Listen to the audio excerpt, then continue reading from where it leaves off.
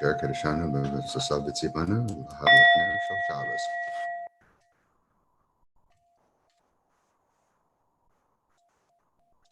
Nyasha tiabukulia atkiasa. Simuliana lianova liata ilai malavakosose. Simuto uya ina itavilioto shama alake shama alakesevashone shaliata si saliatoro shalamiata aleshana se ilaja kiaparose shanate. Good day, good love, and good light, illuminators and way showers, teachers of teachers, masters of the master class. We are here, Dave and I. I'm Wendy. If you're new to my channel, this is Dave. And together we share with you the languages of light. When I began this channel a little over 5 years ago, my guides, the emissaries of the Light Collective, along with several other of my guides, including the Sasani, the Shikani race, along with several other guides, angelic realms, the Elohim, came to me and explained that we are all light, we are all connected, all things are connected, and that we are multidimensional beings accessing everything around us is a language of light. Everything is a frequency and a color.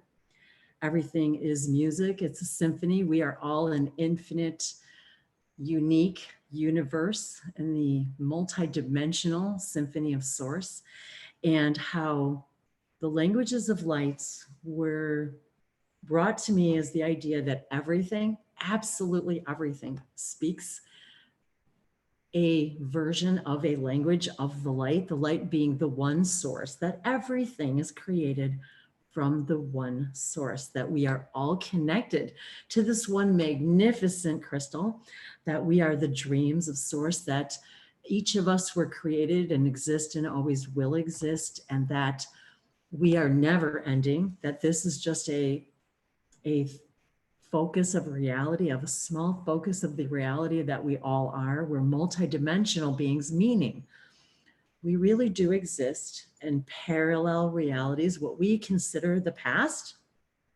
the future.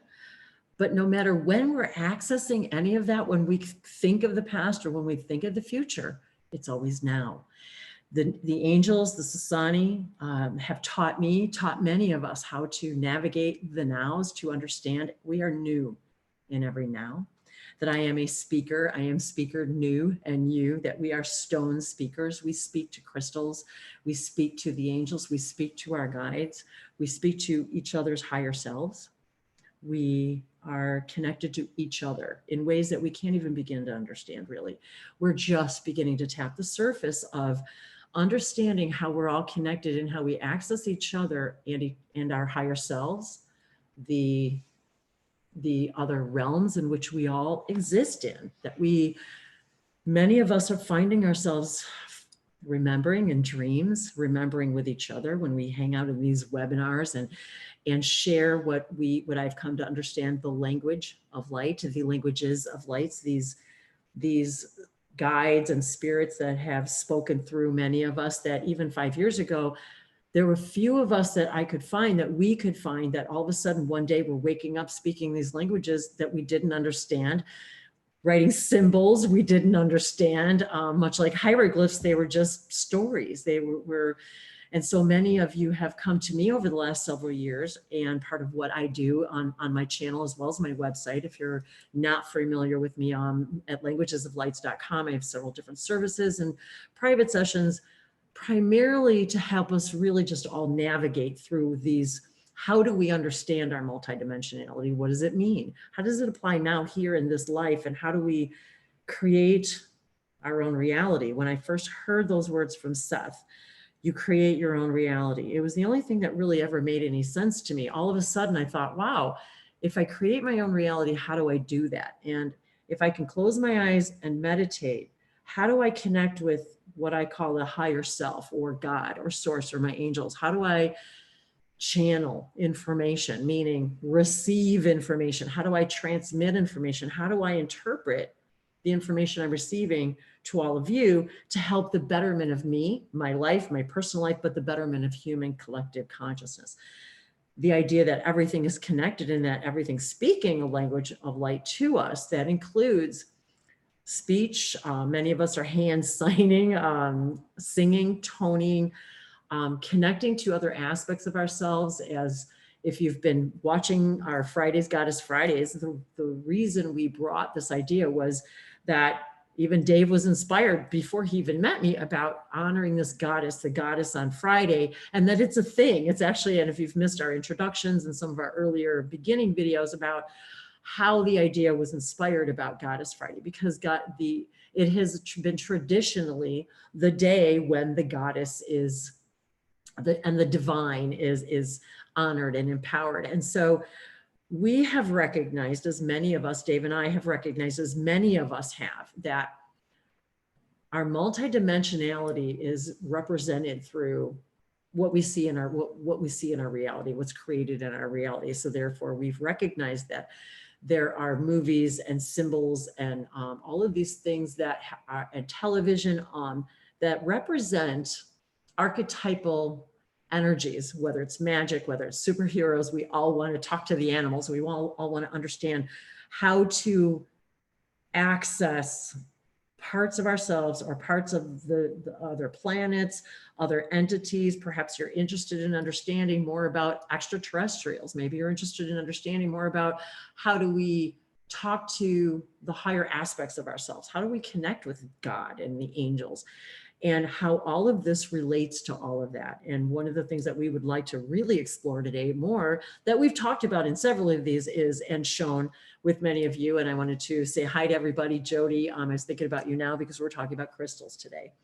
So how crystals, and those of us that are speakers, and all of you really are, but we've recognized, myself and Dave have recognized the ability to connect and speak with stones, with crystals, to become better antenna, to receive higher dimensional information through what we call these permission slips, these crystals that give us permission to access different frequencies that we feel.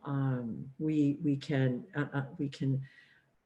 okay, so I'm looking at my crystal ball here. So for how many eons have we associated magic and seeing into the future into a crystal ball? Well, I remember many, many years ago thinking, well, how does that work? A crystal ball, how do you talk to a crystal ball and see? Well, now I sort of understand. You receive messages, you receive information, you receive, how do I, get a better job? How do I, all of these epiphanies come to us when we're quiet, when we're connecting, when we say, I would like this crystal to help facilitate connecting with parts of me maybe I'm not even aware that exist, or how do I connect to, and when we say future, we don't see any particular future. And this is one thing that we talk about a lot, and we want to talk about a lot, is there is no one future. There is no one past. We're getting past that idea that there's only one idea, one past. We are, and this is physics, mathematics, it's science, it's proven. We are literally consciousness traveling through billions of potential parallel realities, moment by moment. We're watching a slideshow, which is our consciousness, which we put together like a movie being edited.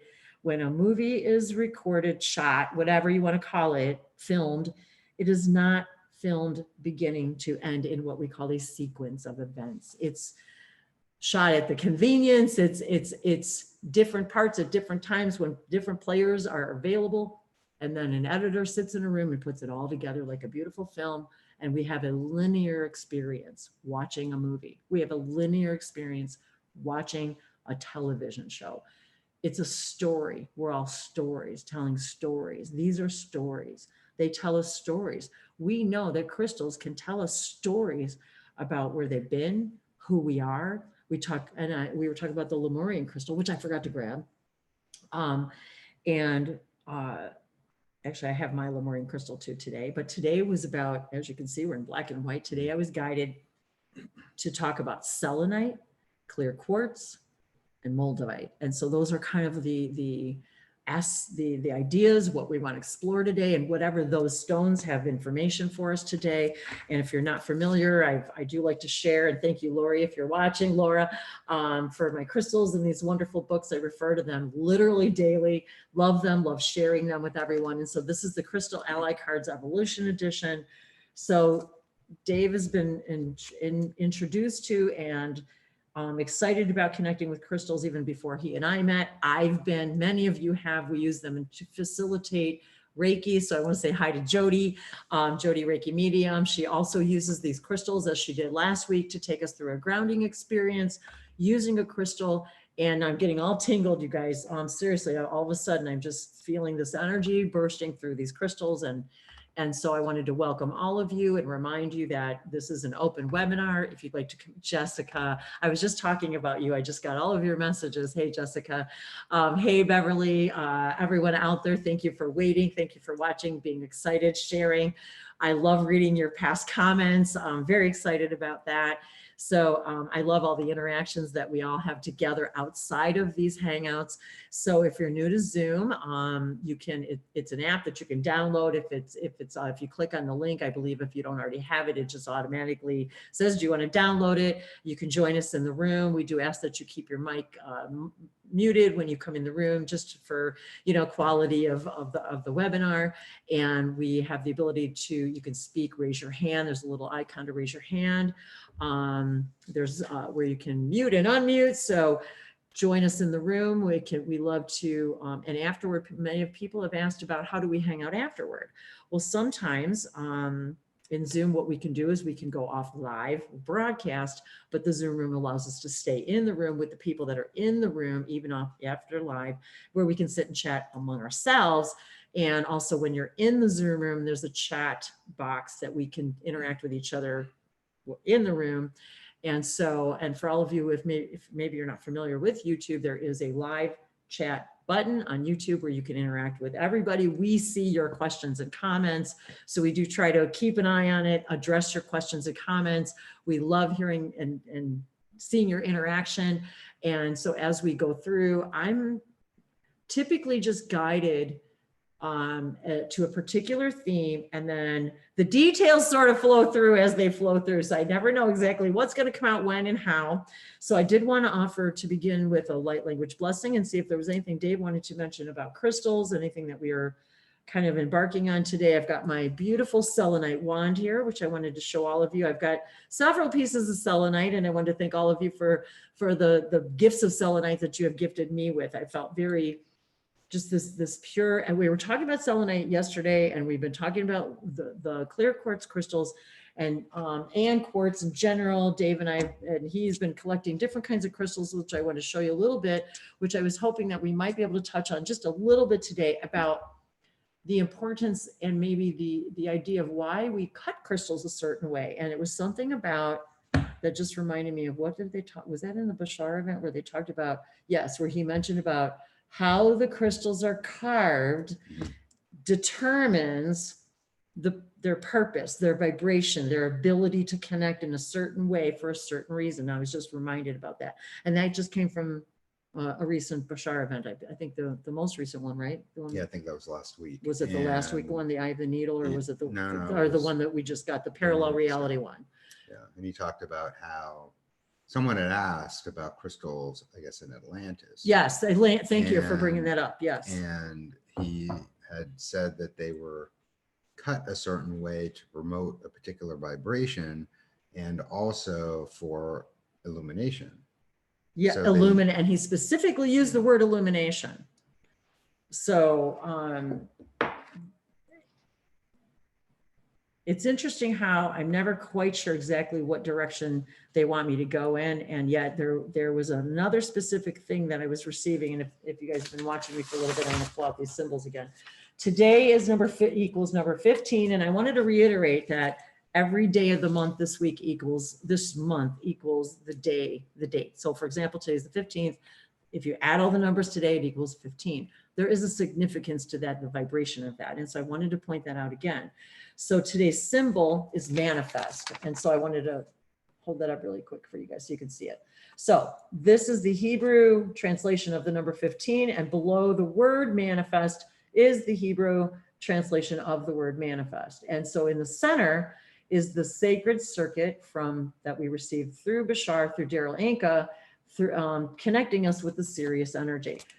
I have been sharing these symbols for as long as I've been connecting to them, and I've been receiving a lot of new information. I also have the Sasani contact crystal, which can be, it's hard to see you guys, but their family crest is actually laser imprinted on here. And if you can see, it's also a hexagon shape, which if you look at the Star of David, which is really, we've been talking about the Merkaba, the two triangles, and if you join them together, when you look at them flat, they become the Star of David, 6 sides.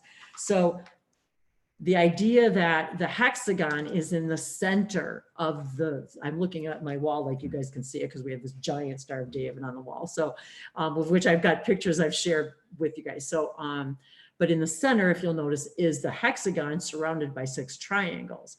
So that has been always a significant presence in my mind. So we talk about on these Fridays also about the connection with sacred geometry. We talked yesterday a little bit about Metatron, talking to Metatron, connecting to these archetypal archangels, if we will, that help us, I'm hearing, unravel the blueprint.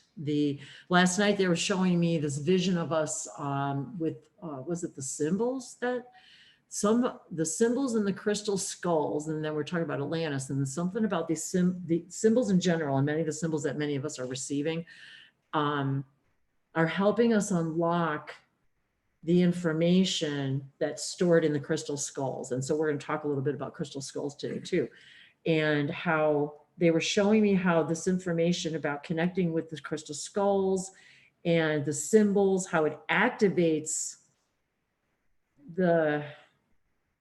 like it unlocks the information that has been stored within these, and many of us have been identified even through, I'm thinking again about, Indiana Jones and the whole idea of the crystal skulls, and the whole idea of that we understand on some great level that Atlantis, and there was information embedded. So I want to hold these up. These are actually Dave's.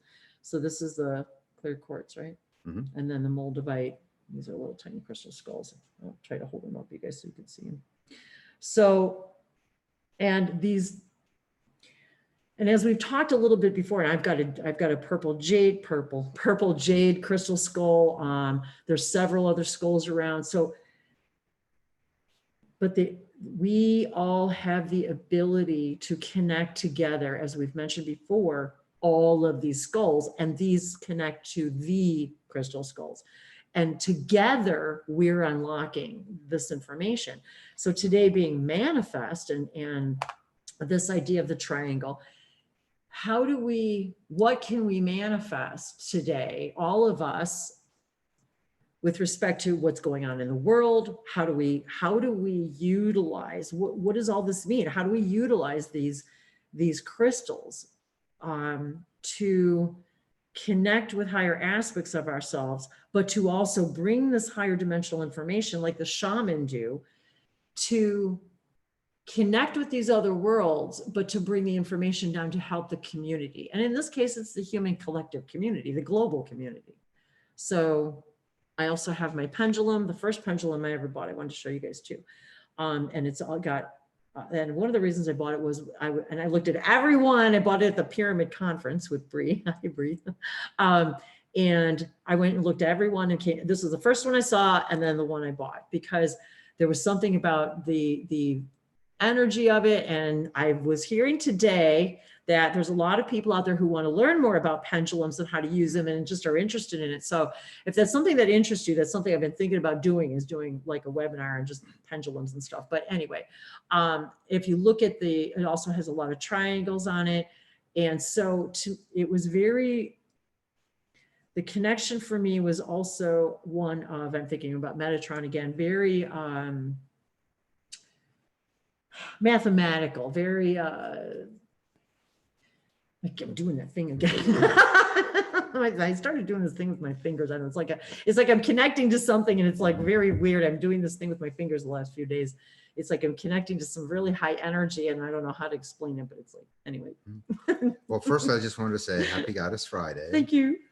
And we invite everyone to watch Oh, From All Dimensions. and tell everybody why we light the candles every week. We light the candles to honor the goddess, but also I say a blessing in Hebrew that honors and brings in the Sabbath, which starts Friday night.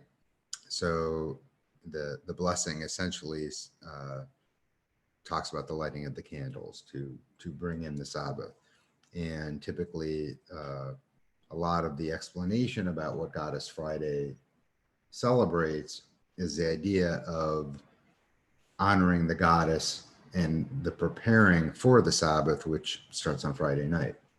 So we light the candles. Typically you light them right before sunset, but we light them now because we want to share it with you and share blessings. And then we want to explain a little bit about what we do with our cups and at Kiddush. And we have an Elijah. We bought a cup. I should show you guys, but anyway, we bought a cup just dedicated to Elijah for particular reasons, because he's always present. So one of the other things, there's a particular blessing on Sabbath on wine that we say every Friday night. And when we drink some of the wine, we always leave some for the angels and for Elijah. And on Passover, one of the things that's done traditionally is you put a cup out specifically for Elijah.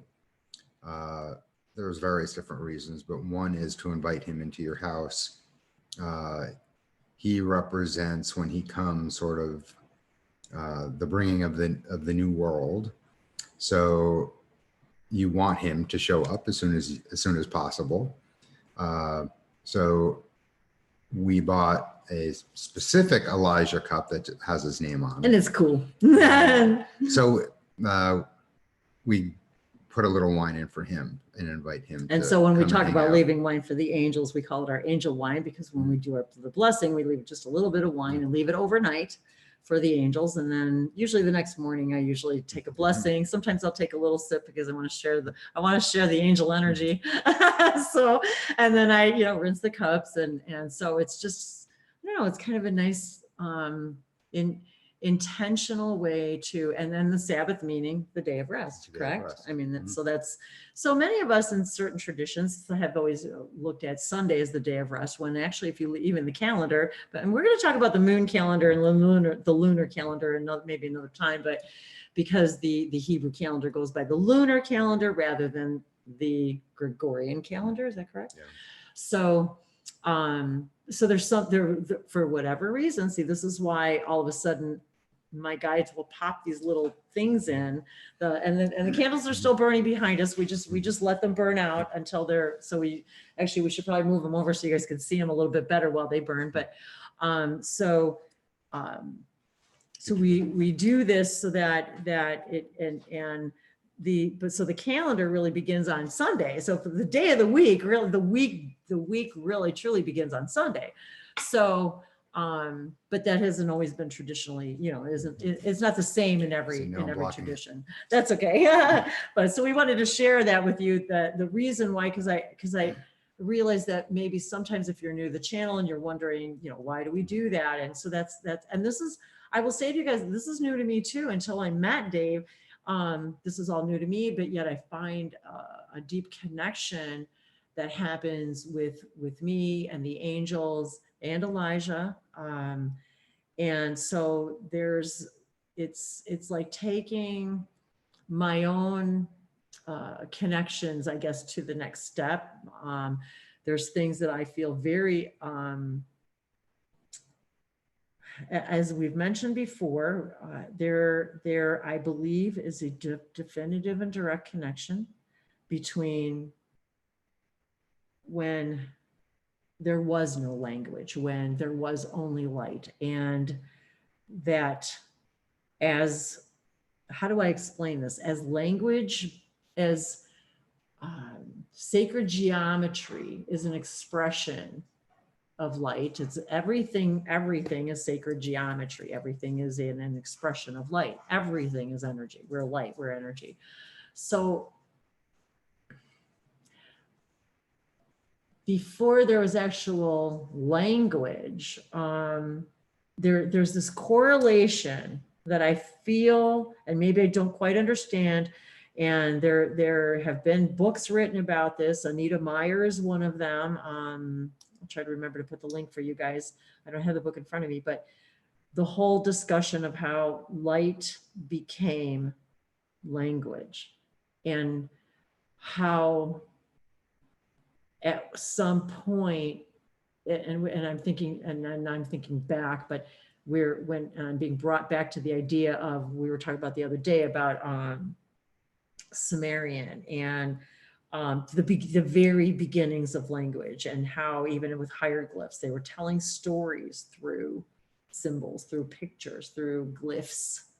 And many of the things that I started drawing, the symbols and things that I started drawing, my guides said, these are galactic glyphs. These are glyphs. These are codes. These are seals to unlock higher dimensional frequency information to help the human collective consciousness, better technology, better ways to teach, better ways to learn, better ways to have a better earth. It's unlocking the mysteries of the universe, but it's how do we apply it to create a world where we're connected to all things, where we understand we can have a conversation with a crystal, I know, with an animal, with a leaf or a tree. We already know this stuff. We're how many of us have been called tree huggers? You know, why is that so strange? Why is that so strange that all of us would be weird? And look up the definition of weird, you guys. Look it up. It means spiritual. It means supernatural. It means inexplainable. So before we get started with all the other stuff, and the crystals, I want to give everyone a little bit of homework. Yes, I was going to ask you about that. So the homework is, we want to hear from you. We want to hear what you have to say, but we also want to know how each of you is celebrating Goddess Friday, and what specific thing you might do or wear or talk about. We want to hear about it. So obviously you could come and you could dress up, or you could, bring your crystals or your cards. But even everyone out on YouTube who doesn't come to the live video, leave comments. Let's hear from you. Yes, we enjoy that very much. And we do. And we will talk about it. And we do. And there's lots of things too that are very interesting about the synchronicities that we have when we read these comments and when we interact with each other. Many of you start to tell me, even in private messages, how we're dreaming, we're in each other's dreams. And so it's very, very interesting, all of these synchronicities. So, yeah, I think that's kind of the basis of what we wanted to kind of lay out the foundation for today.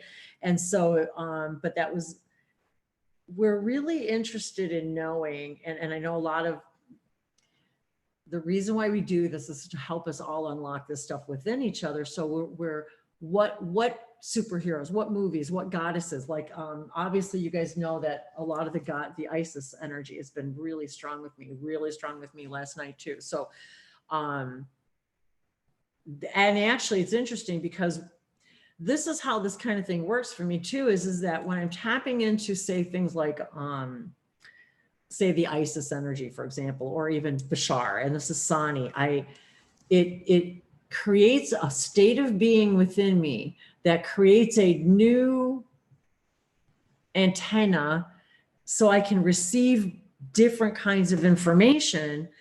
And so that's what usually ends up being the things that we talk about are because I've received guidance or information.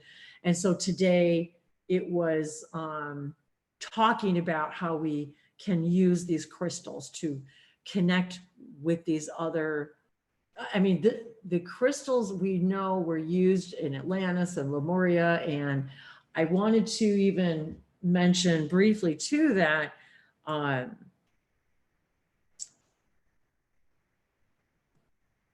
the time to use these tools and permission slips is when we're feeling the most vulnerable. And usually it's the last thing we think of when we're feeling nervous, anxious, upset.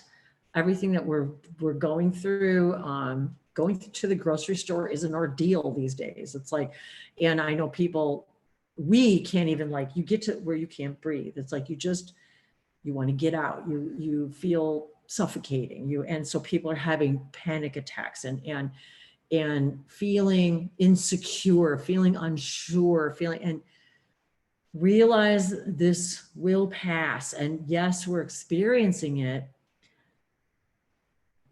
Yet it also, the contrast reminds us that you get in the car, you take off your mask, and you take a nice deep breath and you think about the world you really want. So how do you address that idea of taking an anxious situation, because this is happening every day with people. How do you take an anxious situation and apply using crystals or meditation or anything? Well, so we get breathing. We get advice from Bashar about a lot of these things, yes, but also the collective that he represents. And of course, Wendy has a strong connection to them. And a good lesson perhaps that we've connected with is the idea that while we might be experiencing these things, we don't necessarily have to participate in them.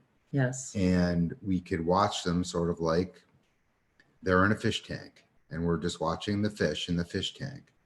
And yeah, we have to go to the grocery store and deal with whatever it is that we're dealing with, but we don't have to become part of that. We could just be observing that. Yes. So those things happen around us and they're not affecting us because we don't choose to let them affect us. And you might say, well, you're ignoring the things around you, but actually by being who you are and keeping the beliefs that you have, you're creating a higher energy and more positivity around all the people that are in the fish tank that you're watching. Yes. And we've witnessed people who might be not in the best of mood, that when we walk by them or say hello, they notice that we aren't being affected by all this stuff. And they notice that we're in a better mood and we're in a higher energy. And you could see a change with them.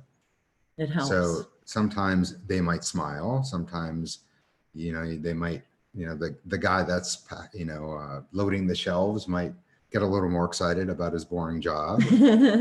And you could tell when you walk by. And, yes, you can. It's always nice when they, turn and smile and say hello and greet you more than they ever might have before. But those are the things that make all the differences. Yes, it is. And it is hard for us sometimes to understand that that's how we create our reality. That is exactly how it happens when you maintain your vibration, regardless of the circumstances around you, and you realize that it doesn't have to create anxiety, and that by being that vibration, people feel it, and it's comforting, it's reassuring, even if all you're doing is walking by. It reminds us all that this too shall pass. Everything changes. And once again, the biggest challenge I think for all of us is, in general in life, is when we're experiencing something we do not prefer, how do we still receive a positive response? How can we still see that in a positive way? Because when you can see a negative experience and in a positive way, in that, how is this serving me? What is this showing me? It's reflecting to me what I don't want in the world and what I do. And my response to that information is what creates the next thing that happens to me, to all of us. That's how we vibrationally create our own reality. And again, I know this is very difficult for many of us to wrap our minds around from a physics and math and scientific standpoint, but you're not changing the earth you're on. You're moving to a version of the earth that is already vibrationally more compatible to what you desire. There's billions of ones to choose from. That's just one of them that you're looking through the fishbowl and watching and observing. But that doesn't mean we're a part of it. You can still see it.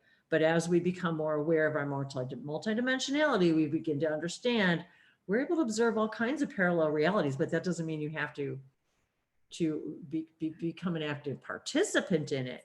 You can choose whether to participate in that energy or not.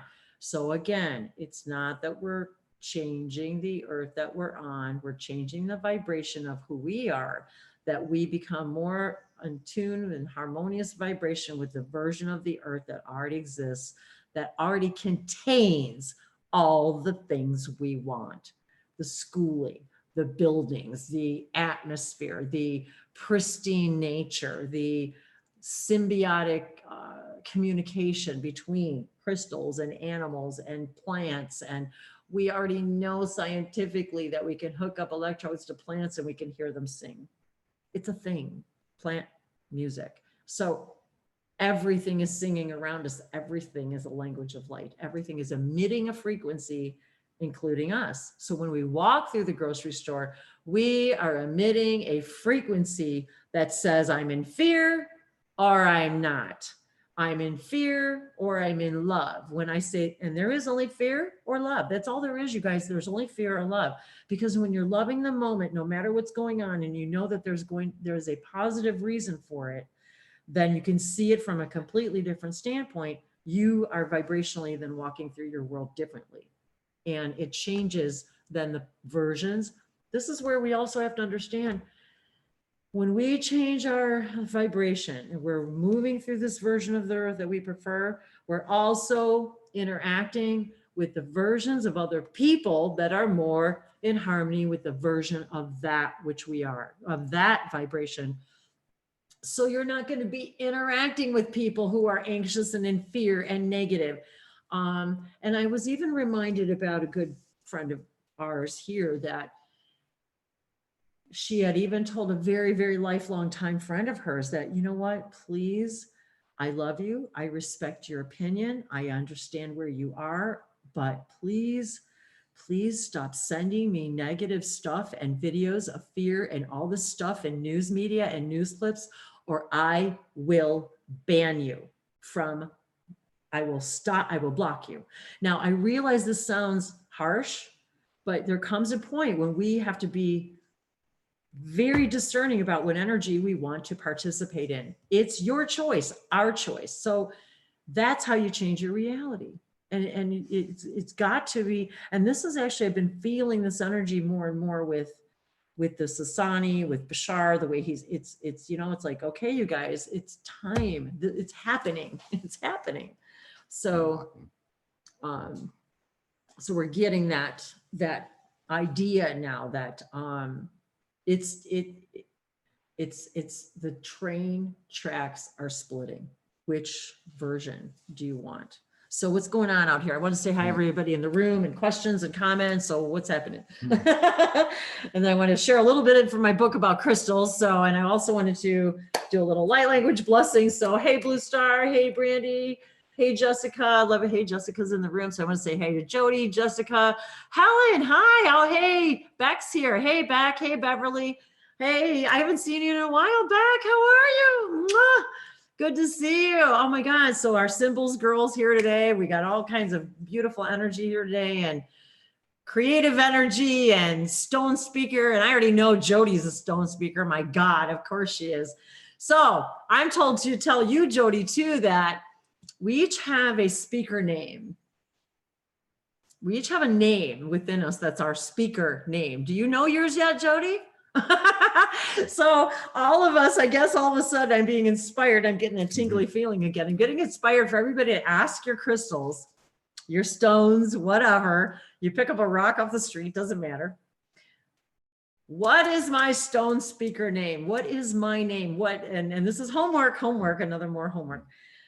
What is your speaker name? Because I'm going to tell you guys, you're all speakers, right? You're all teachers. You're all teachers of teachers and masters of masters. This is the master's class.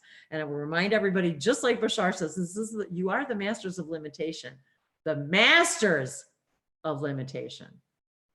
There is no such thing as a limitation unless you permit it to be so for your own growth and development. That's what it's for. So we create a limitation simply for us to discover we can master that limitation. This whole global situation is one of those limitations that we globally have placed upon ourselves for very, very special reasons. And so anyway, I don't want to keep going on that. So speaker name. So that's something that we're all told to that I'm told to share with all of you guys is that you all are here to be speakers. And even if that means walking around and emitting this energy of peace, you are speaking a language of light. Do you understand? Your kaleidoscope color changes. Just like when you look through a kaleidoscope, when we change our belief system, our guides see that color scheme change. It changes the structure, what's the word I'm looking for? Looking at the cards back here.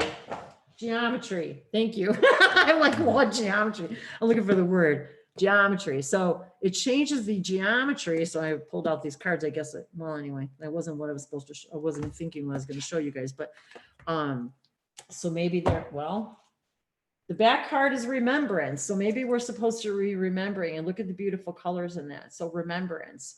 Number 38 is 11. And I love the number 11. The frequency of remembrance supports our memory of everything that we have gone through as a soul in a body. Well, that's pretty appropriate for today, providing us with the valuable information and tools to flow gracefully with and in this life. Now, does that not mirror what we just got done talking about? And if you guys are new to my channel, my birth path is number 11. We love the number 1111. Many of you have understood 1111 to be the wake-up call. Bashar's birthday is on 1111. And I've been getting lots and lots of awesome information about the coming 1111 in 2020, because this is going to be an 11, 11, 11, 11 energy this year. So very significant, very important. So not surprising that I would be guided to pull out the number 11. And if you look very closely and all the information you see, there's the symbols in the center, and everything that we have just got done discussing about the frequency of remembering, and we're remembering everything that we've gone through as a soul in a body. And so it's giving us this valuable information. So that's part of the information is that what name is being given to you, because it carries a very specific vibration. And I'm reminded too, that when we choose our birthday, when we choose our name, it carries a very specific vibration that we want to carry into the world. And so all of these things matter, and they create a sacred geometric shape, if you will, that sacred geometry that we are changes when our belief structures change. So I guess I was just guided to mention that. So I wanted to do really quick is I wanted to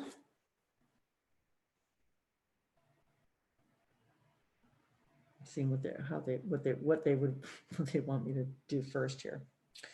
I'm feeling a light language blessing come in. So I think what I'd like to do first is I'm going to start with a light language blessing, and then I'm going to quickly open up the room too to anybody who would like to make any comments about anything that we've discussed so far. If you'd like to share any opening blessings, anything at all, that would be fine. You don't have to, just wanted to open that up.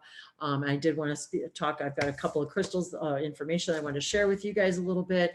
With that said, I'd like to open this up to, today is about manifest, and how can these today and every day really, how can we move into a vibration where we truly believe that by honoring what is true for us and speaking our truth, meaning speaking our truth is really walking around in the vibration we prefer. And I wanted to say that too, because I think a lot of times we think of speaking our truth is that we have to talk or say things to people, and it's not really necessarily that way. It's about standing in your vibration. When we're talking about speaking our truth, it's about standing in your own vibration and being confident in that vibration, and being sure that no matter what the contrast and things around you are showing you, do I like this? Do I not? Do I want that? Do I not? It's a constant way of being guided to, do I want this disempowering thought, or do I want this empowering thought? Do I want to move in the direction of fear, or do I want to move into the direction of love, which is being in gratitude for this moment, knowing that this moment's perfect and the world is perfect no matter what I think right now. It is the way it needs to be for very special reasons. And it's only my judgment of that is my perception that it's not perfect. But if we understand that everything in creation is perfect as it needs to be in this moment, we begin to appreciate, value this moment, even if it appears to be uncomfortable. So how do we stand in that truth? How do we stand in that vibration while everybody else around us is telling us, well, you should be in fear. What do you mean? Why aren't you paying more attention to this? It's a problem. So but those of us who prefer, we want to move into the vibration of what is the solution. In other words, what are the things that we can take away from this experience to create the vibrational version of ourselves that moves to that version of the earth that we prefer. And I know this starts to sound very complicated, but it's really not. It's all about standing in your own vibration, meaning following your highest joy and passion and excitement as far as you can take it in that moment, regardless of what it is, and not having any kind of an insistence on what the outcome is. Meaning, if I hold this crystal, I want it to do a very specific thing. No, let it happen. Just let it happen. Let whatever's gonna happen. This is about mastering limitation. We think about something awesome we want to manifest, and we put right away limitations on why we can't have it, can't do it, can't afford it, can't do it, blah, blah, blah, blah, blah. We do it with every single thing we do. Everything. We always will move. We always believe we can't do something rather than that we can. And so if we can manifest and create something we don't want, why can't we manifest something we do? And that's where we're all moving collectively. We're understanding, yes, you do. By standing in your vibration, you then create the synchronicities. You run into the people that you need to run into for that new job. The synchronicities unfold faster than you can even imagine, because now you're in the flow. You're manifesting based upon this is what I want or better. Not insisting it comes out a particular way, but also what is the end result that you want to feel? You want to feel comfort. You want to feel secure. You want to feel financially capable. You want to take care of your family. You want to be loving your environment. You want to be able to, experience your life to the fullest, whatever that means to you. Whatever that means to you, that's different for everybody. That's what this is all about. So when we do these gatherings and do these blessings, that's what these are reinforcing, activating, illuminating. We're illuminating. This shadow work is about light work. Shadow work is about illuminating that which I'm finding disempowering, and how do I illuminate that to look at it from another perspective, to see the positive in this moment or for me, without insisting it happens a particular way. Zavashona zevasate nani asovake. Zevashona vihali nani atovite kiambariano ni asavasute. Miai vashono tevikiato visina tivalu viavasho abuku beatera se. Sobushuni araki ila sosuporturi che ne se valia netua tu vashe. Zivotoreveana ni atorikia inasho badio maniato viata yamonu apachera fese. So they're saying to me, it doesn't matter what tools or permission slips you use, candles, yaboshe, and I forgot to light the incense again. Zavashona viasavi ishava kietena semanto viata. Bietavashona te balohama, tefasho, whether it's walking in nature, sitting quietly by yourself, via bataveshene te kilasam havi goya, cup of coffee, gaposone, water, via balisinentea. Seva shonavina, seva suma tevekia, shonava teva, shonatevekia, seva suma tevekia, taking a relaxing bath, beabasha mishedo, gumeana. It's been raining here for a couple of days, watching the rain. Beabore vasona, betera setovana, evasho, bachetoa, ivasona, mekudevekayana. I was just reminded of the crystals that you bought, the crystal, the chimes. Oh, crystal chimes. The entire and they're and he hung them above the water fountain. And I actually put crystals in the water fountain and pieces of water glass. They're all just permission slips for me to access peace. To create an environment, to create a state of being. For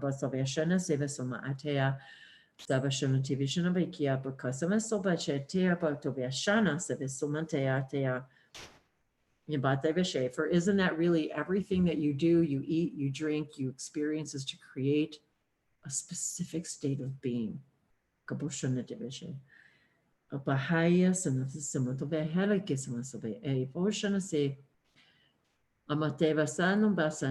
To open myself to say, I want to be open to connect with any information from anywhere, from any when, in any way, and not limit how it comes, because that's how you miss the message.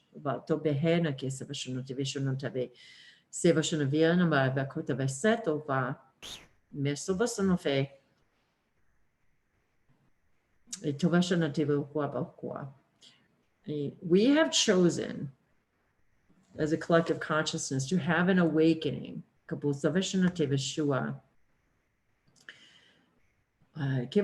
we're all teachers. All of us have morally together chosen to raise the vibration of the collective consciousness.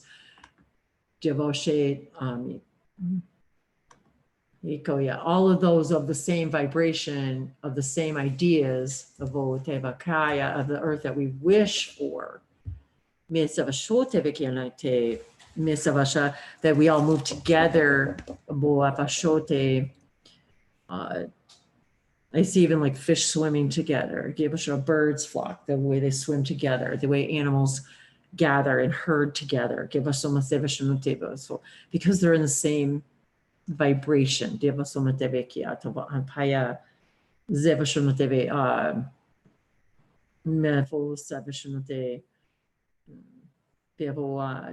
the upliftment of the entire pack. So we're all moving into this idea of unity consciousness. That's what this idea of connecting with the multidimensional selves is, and with crystals and light languages, and bringing this information together and living in your passion, whatever that is in that moment, whether it's taking a nap, drawing, eating, sleeping, everything we do because we believe it's going to bring us pleasure and make us feel better.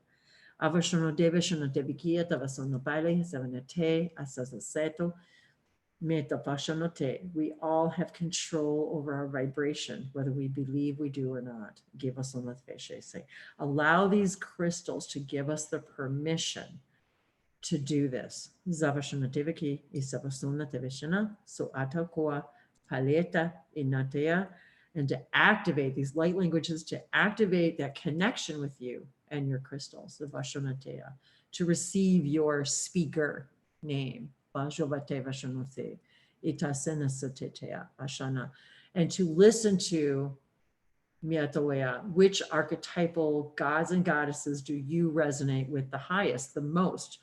What excites you the most about that, and become that vibration, Davasoma. Just by becoming the vibration, you are already then in that state of being, thinking about it, because you can't think about it without becoming that state of being. It isn't physically possible. Just as it is not physically possible to see a potential reality. Once you see it, it exists. Is it a reality in which is in harmony with what you desire or not? And in that moment, what is your highest joy and excitement and passion in moving closer and closer to that particular vibration, that idea, in that moment, whatever it is, and to do this in an integrity, standing in your truth. I love you and I accept you. All that exists is acceptable as an experience. I choose this experience.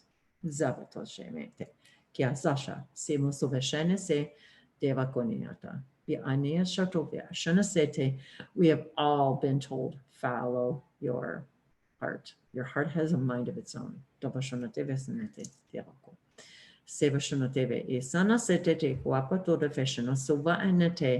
And even if in that following, if it creates a circumstance in which you consider less than positive, know that you are also seeing the positive. You cannot see one side without the other.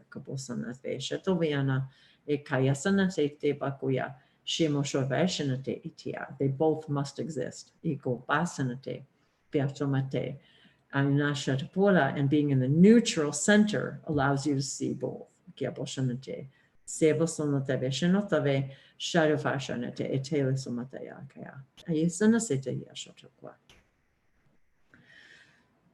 And we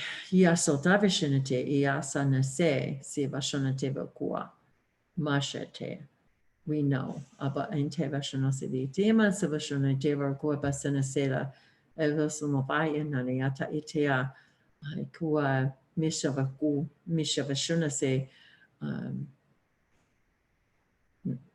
now they are talking from their perspective. To all of you, we know who you are.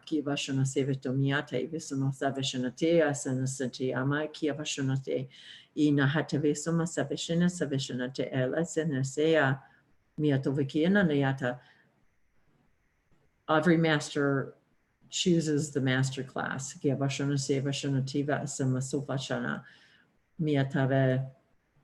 You can't be here if you're not ready. The prerequisites have been completed. The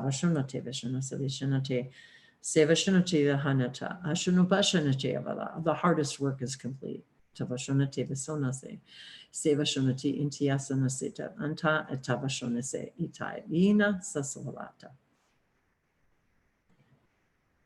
I think that's it. Well, I noticed Helen Rebecca, who is here, asked about getting her crystal skulls to allow them all to connect together. Yes. And I think that's a great idea. So, yeah. So she could get them, and anyone else. Yes, anybody else who wants to get them and have them in your presence, or if you don't have to go get it, you could just think about them. Invite them. Invite them. So I would like to, did you read anything? I haven't read anything yet. I just wanted to make sure, were there any hands up? I just want to see if there was anybody else who wanted to say anything or make a comment. Beverly, you want to say something, Beverly? Go ahead. Go ahead and unmute. Hi. You're talking about the crystals and how each crystal has. Oh, where's my thing? Can you see that one? Oh, yes. And actually, we have some similar ones. Very similar. I think it's a Lemurian. Is it Lemurian? I think. I mean, I bought. Oh, yours is really clear. I mean, This is now. See, this one is a whole different aspect that we were going to talk about. How many sides is this one? That one. This is the 12. very special. This is the very special one. That's a 5 Vogel cut crystal, and someone Say that again. Vogel. 5 Vogel. Vogel cut. That's really important, you guys. Go ahead, Beverly. I'm sorry. There was something about they wanted me to remember. Brandy Hartz. Oh, Brandy. Had mentioned a 12-point amethyst Vogel wand that she has that was guided to use it today. She mentioned that earlier. Beautiful. So all of yeah, this is the 5-sided crystal. 5. Yeah. I think this one's 2. I think this one is 2, Beverly. 2, 4, 5. Yeah. This is a 5 so one also. How do you know? Yeah. So how do you know the vibration of your crystal? I don't know. I mean, I don't know how you know, other than I think really they connect with us, each of us differently. I think the vibration, like, how would you explain that? Like, my vibration with the crystal is going to be different than yours when you hold it, but does it have a vibration of its own? That's so maybe that's a trick question. So scientists have a way of hooking up some kind of device to a crystal that determines a frequency. Oh, they do. Okay. They do. And that's why crystals are used in electronics, because different crystals have certain frequencies, and you could synchronize devices such as clocks and that's right, because we started using clear quartz. Oh, yeah, in watches, yeah. However, if you spend a lot of time with your crystal and hold it and make friends with it, you will feel a vibration coming from it. And you could sort of start associating that vibration with other similar things that you might feel. And different crystals have different vibrations, and you might notice the difference. Some are higher, some are lower. Mm-hmm. Some you may feel in different parts of your body, which might represent, that's true. Good point. Your chakra system and your energy body. So the cut of the crystal does seem to make a difference. The type of crystal does make a difference. So they're all permission slips, but I think that the idea is that certain things exist naturally, the different types of quartz and the different kinds of rocks and other stones, and they all naturally hold a certain vibration. So without being familiar with what to expect from them, if you allow whatever to happen, yes, just focus on them and meditate with them, they will bring to you what they can do for you. So I might hold a crystal and feel that that might make me connect better to sleeping, for instance. Yes, exactly. But that same crystal that you hold might do something else that might help you get rid of pain in your legs. Like I was having some, I don't know, issues, whatever you want to call it, physical, mental, whatever. So immediately you had me hold that big crystal, which is what, the Lemurian crystal?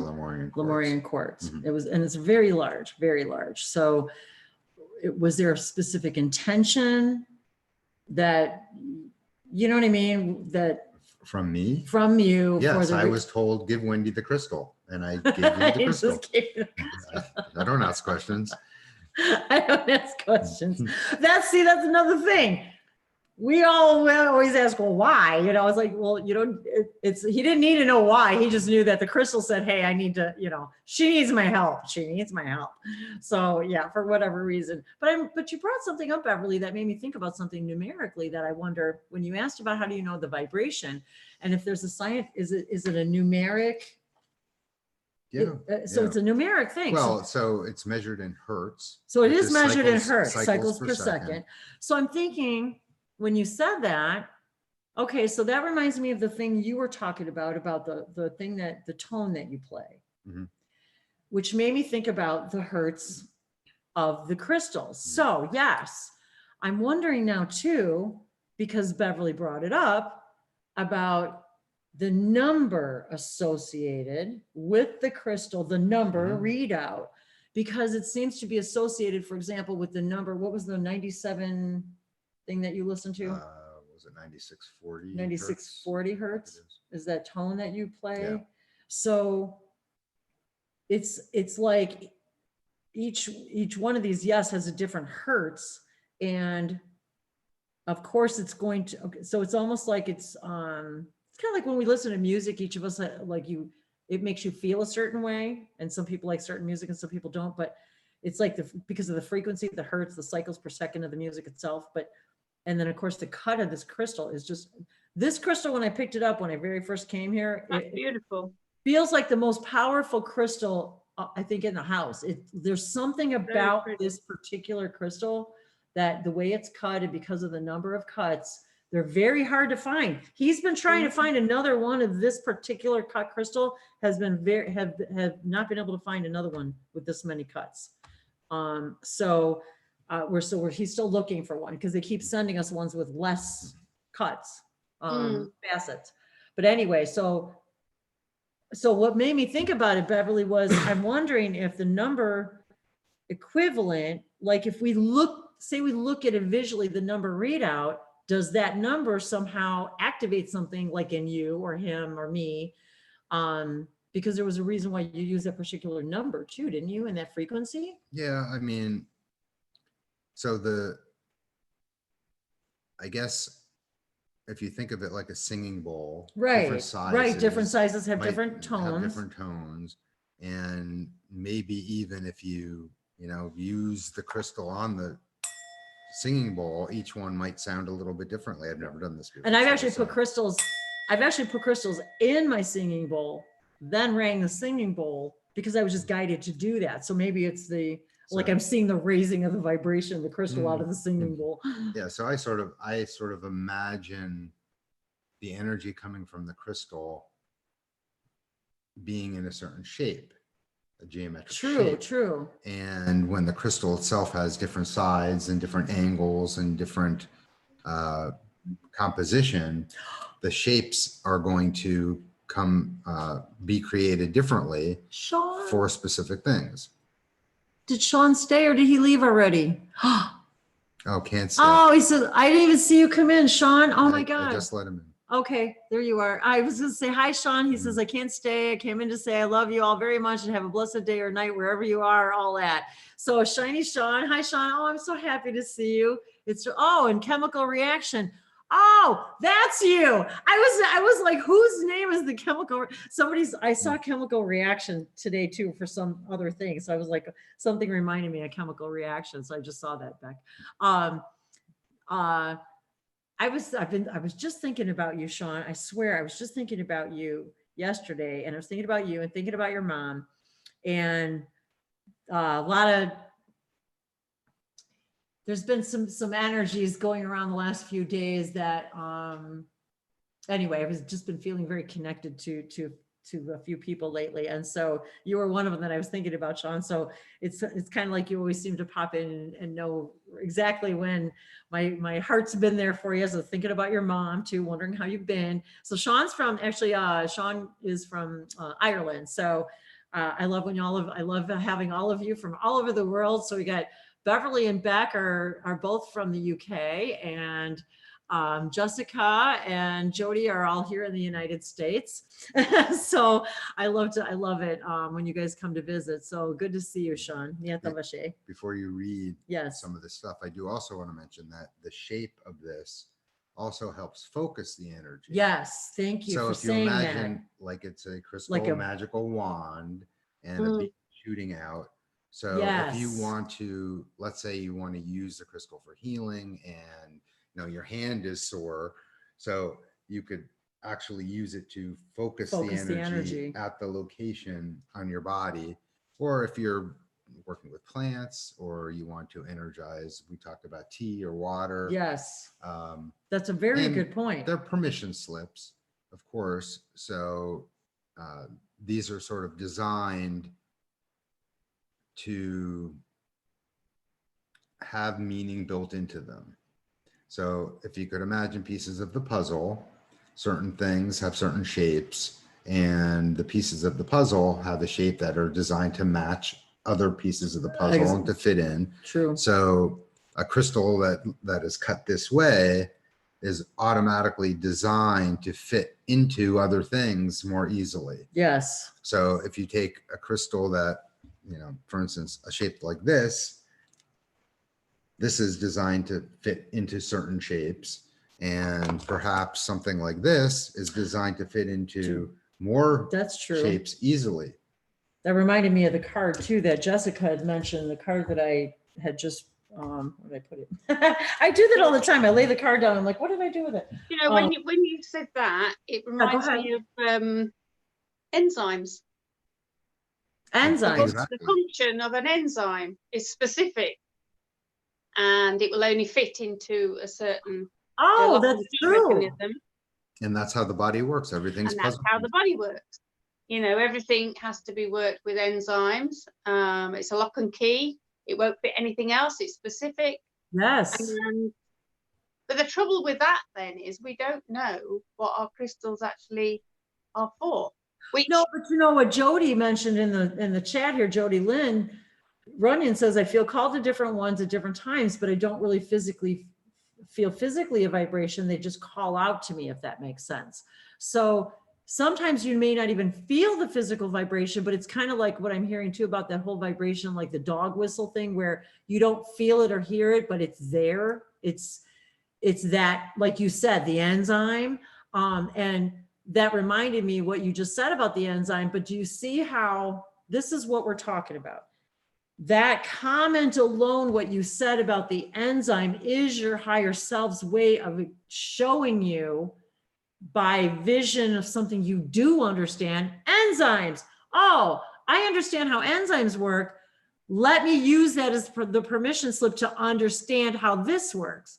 That's how we open up the telepathic channels to higher information. So when we're talking about higher information, that's what we're talking about. The ability to go, oh, wait a second. Maybe it's like an enzyme where it only fits a certain way in a certain puzzle piece, and I need to share that with the world because that's how the crystals work.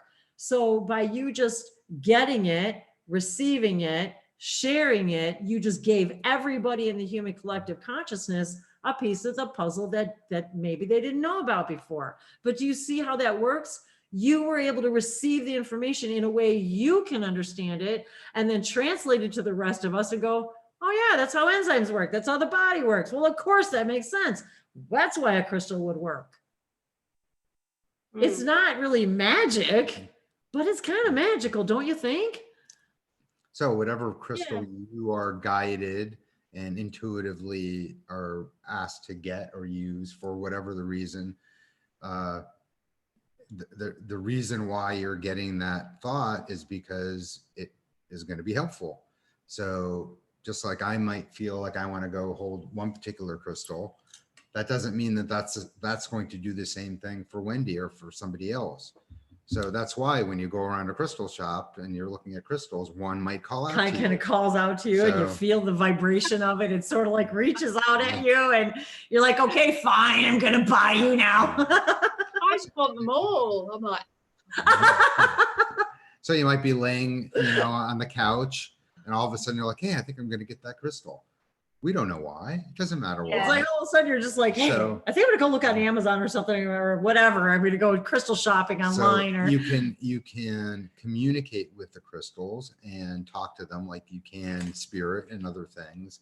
and have conversations with them to find out what they're doing and why they're doing it, which we're going to do shortly. You know what? That would be a cool thing to do. Is I wonder if we could experiment, if we're all willing to be wrong, which is kind of fun. I was just thinking kind of like, I wonder if we could sort of like hold a crystal, and then I wonder if we could sort of guess its vibrational number and then go look it up and see how close, how accurate we really are. Well, or something like that. I don't know. Something like that. I can't, maybe I don't know. I guess I was just supposed to say that for some reason, but. I always felt that I felt the vibration differently than what they're measured at, but and maybe that's, well, and of maybe, course it's the alchemy of our well, own vibration. in the new world that we're creating, perhaps science will start matching Oh, more. the hidden messages of water, Jessica is holding up. Did you want to say something, Jess? Did you want to say something? Go ahead. Vibration, vibration, vibration. It's all Yeah. vibration. Just like the water crystals react, your crystal reacts to vibration, you're vibrating, everything's vibrating. That's all I wanted to say. Vibration, vibration, vibration. That's Yes, ma'am. She's That's all. great. You guys check her out, man. Jessica, you got it, man. She's just the stuff she posts and all that. You are just an awesome little bundle of joy. I thank you for all your messages today. I just read them right before we came online. So it's always so good to hear from you. And I always know when you're busy off creating, I can just feel all your creativeness going on. So it's always good to see you when you're back in the chat. So It's good to be here. I have a quick story about a crystal. The very first crystal I got, it was a gift. I found it on the rocky shores of the ocean, and I was so connected to this crystal that when I lost it, I was devastated. Like it felt like I was in tears that I lost it. I know that feeling. Very connected. But then I realized that there is no separation because we're just vibration. So I'm actually going to do something What are you going to do? that you are not expecting. No. So in this book that Wendy has about all the different crystals, it talks about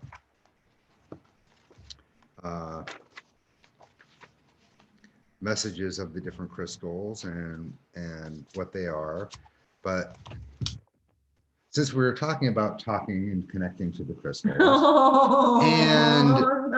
some of you have brought with you or went and got some of your own crystals. We're going to take these crystals and all of our crystals. Yes. These are the crystal skulls. Those are crystal skulls. So they're in skull shape to sort of give us a better permission slip of thinking that they're smart and have memory and designed to communicate with. Of course, all of them are. Apparently, there's a little more to the crystal skulls, and we have all these crystals here. So I'm going to ask Wendy to connect with the crystal skulls that we have and your crystal skulls that you're holding up.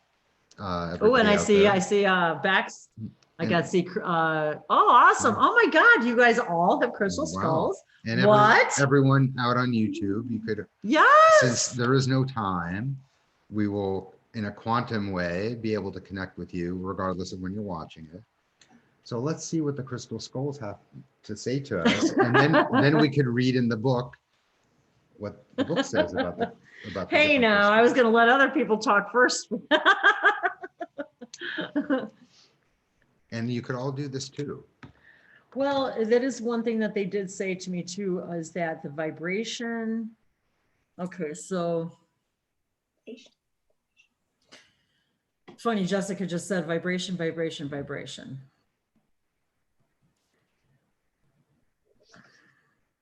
Okay, so they're telling me right now. And because of what you just said. I'm going to try to explain this the way they're explaining it to me.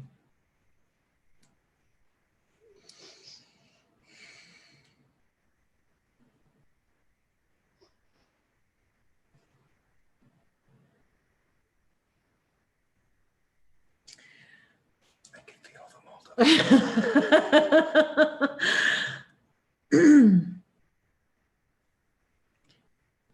So when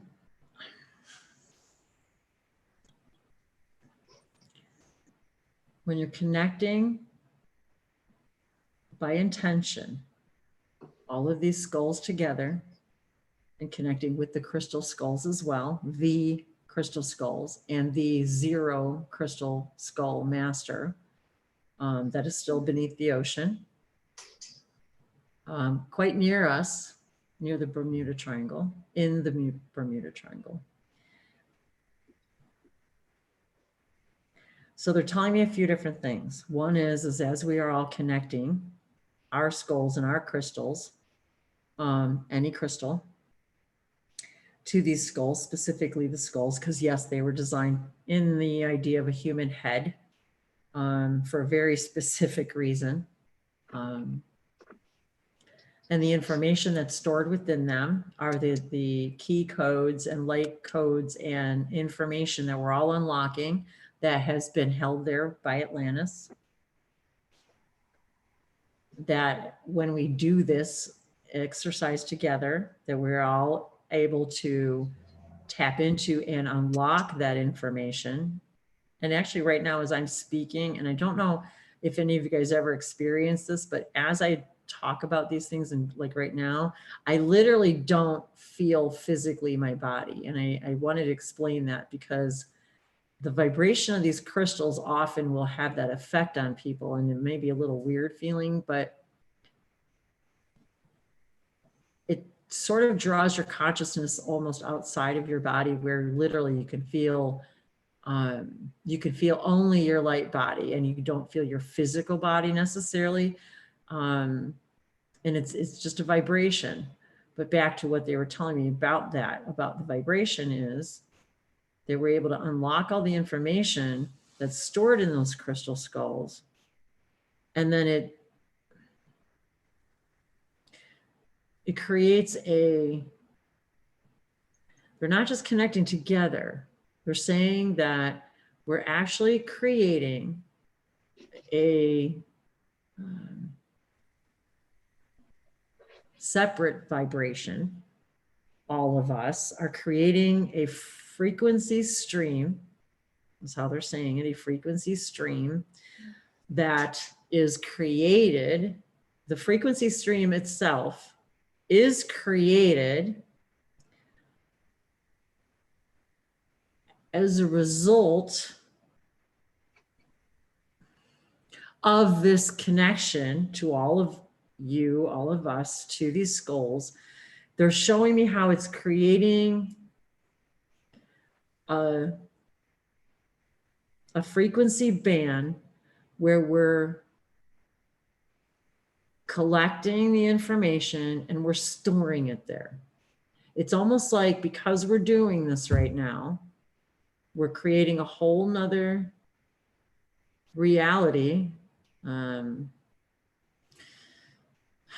whole nother, they're showing literally a band, almost like if you look at the rainbow, it's almost like, well, clear quartz is prisms and, you know, that kind of thing too. So they're showing you the rainbows, but almost like we're creating a whole nother frequency band of color, but they're saying it's a storage place. So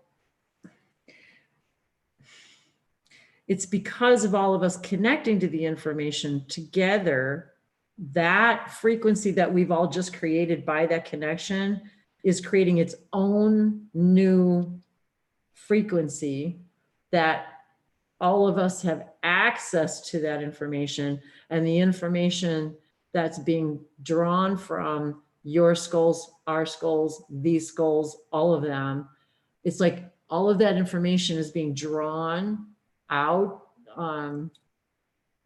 and placed into this other place, this vibrational frequency band of color, if you will. It's easier to show it in color. If you can even visualize a whole new color in the rainbow, kind of like ultraviolet, where you can't see it, but it's like clear, but it's not clear. It's just a whole, but it's just a whole nother band of color and vibration, but it's a whole new set of information that we as I guess the masters are unlocking the information. So we all have a place to go extract that information from this energy band that we've created, which didn't exist. Literally, I'm telling you guys, it didn't exist before the Hangout. So by doing that, we also give everybody else permission, whoever may be watching this video, to access that band of information. It's like we're putting it in a collection place so that other people can get at it that maybe didn't feel they could get at it before or something. I'm not quite sure how they're explaining it, but We put a free file server out. it's like into the that. ethers. Yes, it's like that. That's exactly what it is. It's like you kind of freaked me out when you just said that. He's a freaky smart programmer, but it's like that's what it felt like we were creating this whole new database of information, that because of all of us doing this, we're actually extracting and unlocking the codes and putting it in place. But I will say to you guys, and I'm not going to say this lightly, that only the masters can access, because you've got to be able to be responsible enough to utilize and access the information. Otherwise, we wouldn't be here together. So it's almost like this, well, permission slip, but it's like this multipass. Mhm. If you saw The Fifth Element, which we're going to be talking about in another hangout, multipass. And by the way, she speaks light languages. Well, all that time you've been talking, my whole body is tingling. Yes. My whole body, not just, it started in my lips. I always know that's a sign because it starts in my lips and then it goes into my back and then it just goes down the rest of my body. Well, that's how you feel the frequency of the crystals. We're And vibrating. all kinds of connections. Ooh. Sometimes it might take a little longer for that tingly feeling to start, but the longer you stay with the energy and with the crystal, or even when you're just consciously trying to connect to, other spirits and other ET kind of things, when you invite them in, when you first start, you might not feel that much, but as you get more used to it, Yes. you feel that in your body, and you become familiar with what it feels like. So every time you feel it, it's like you're looking up in a phone book who it is, and you just know exactly who it is. And sometimes you could feel it in your body in different places. Yes. So, one type of energy that you might connect to, it might only be, your left leg and your arm. Yes. Yeah. That's true. The Yeah. multiply and the crystal skulls are pretty powerful. So They are. They it's very. a pretty high frequency. I'm literally like this.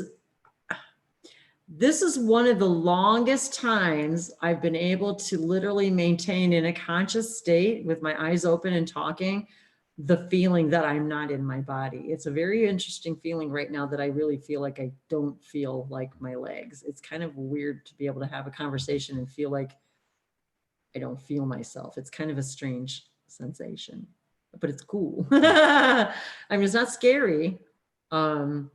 But it's interesting that we have the power to be able to do this. And this demonstrates the power over physical discomfort. I'm very grounded, so I'm keeping. He's very, I'm telling you, he's, sometimes if he doesn't ground me in these hangouts, sometimes I feel like I'd float away just like a little balloon, because it's like the energy is so high and so powerful.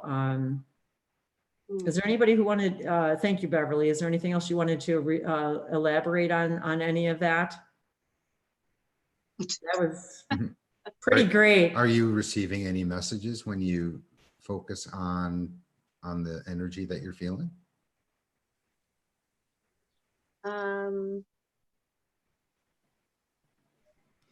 If I did, I can't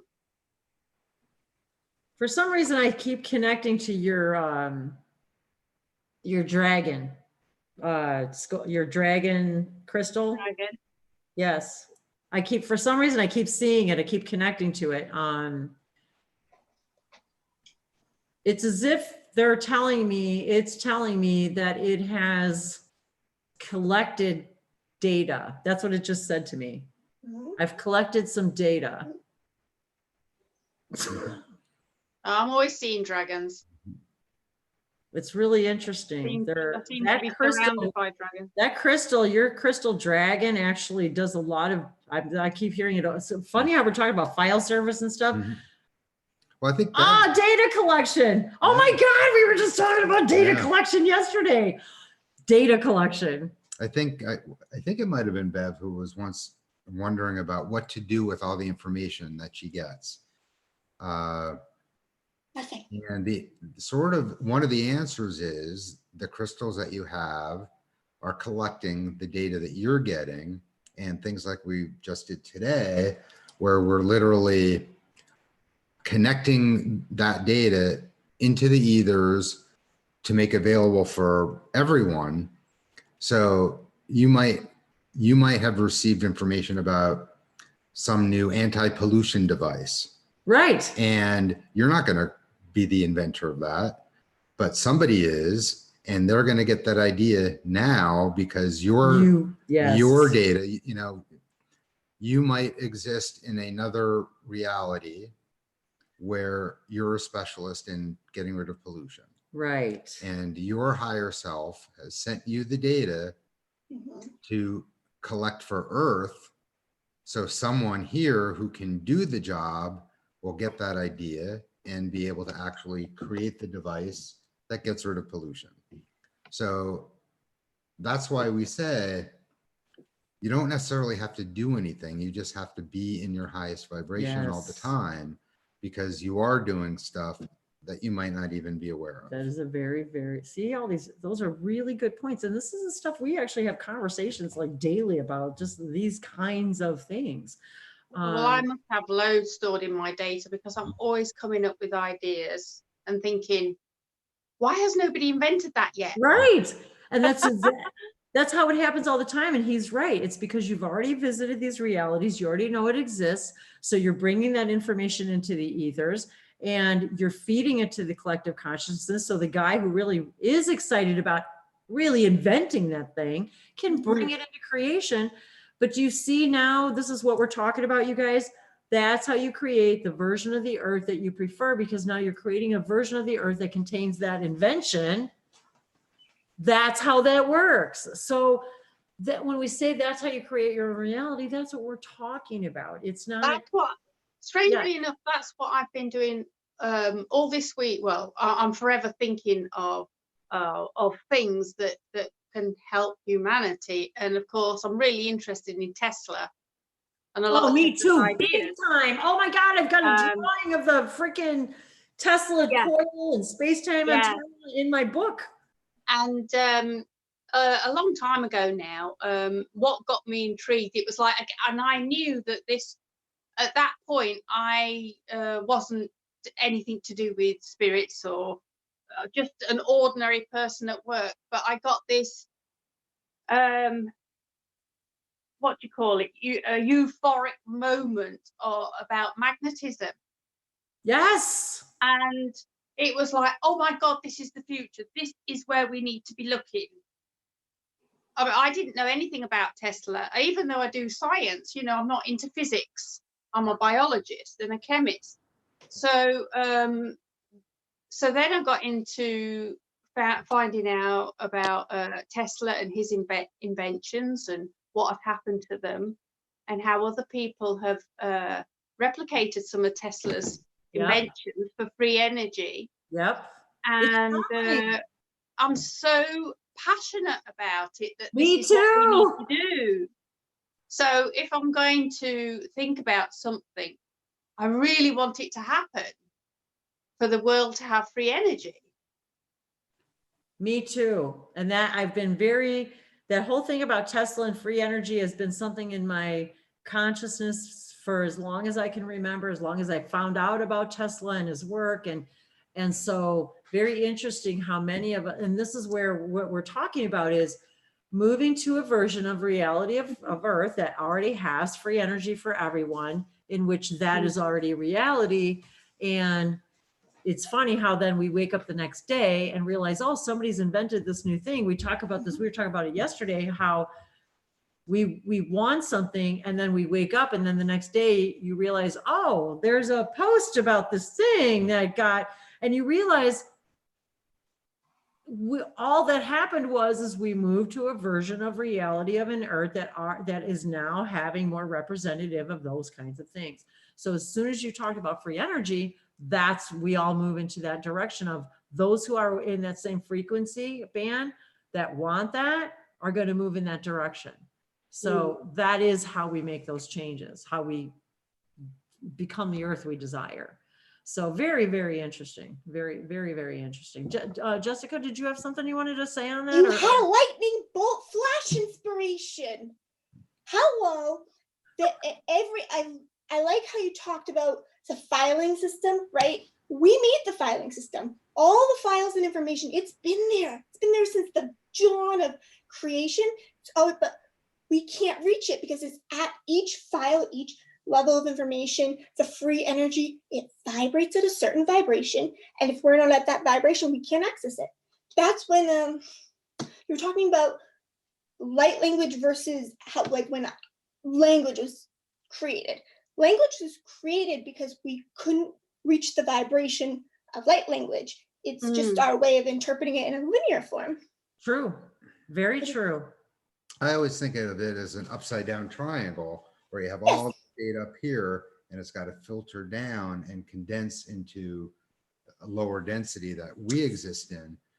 So the super high frequencies turning into sound symbols, which then turn into sound. Very good point, Jess. That's a very, very good point. All of this, and this is why I like to do these interactions and these webinars, is because we are able to understand more how from a physics standpoint, from a scientific standpoint too, in that metaphysics is just simply physics we don't understand yet. It's things that we don't understand, and we've all agreed to adhere by certain rules, but we're understanding what happens if, and they've said this to me many times, and it reminded me of what you said about Tesla, in that he always said, when you begin to see everything as vibration and frequency, you will unlock the keys to the universe.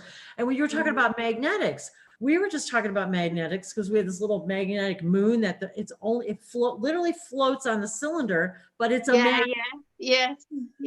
So if we understand, we can take that technology and use it for propulsion. We can use it for all kinds of things, just like we do liquid crystals or crystals.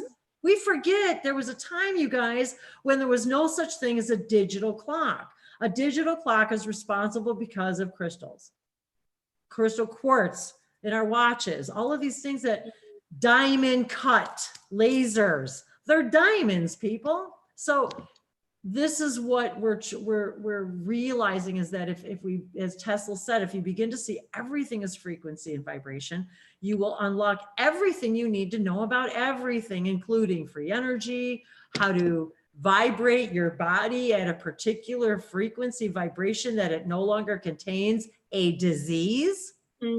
That's what we're talking about the ability to take complete charge, if you will, he's funny, you know, of that idea of you guys are electrical impulse bodies. You have a heart that stops and starts with electricity. If you stand in water and you turn on the electricity, you're probably going to die. So you are an electrical conduit.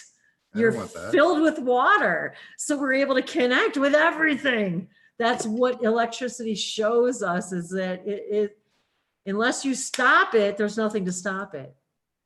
Unless you stop it or contain it or distribute it, it's there. It's just free. It's all over the place.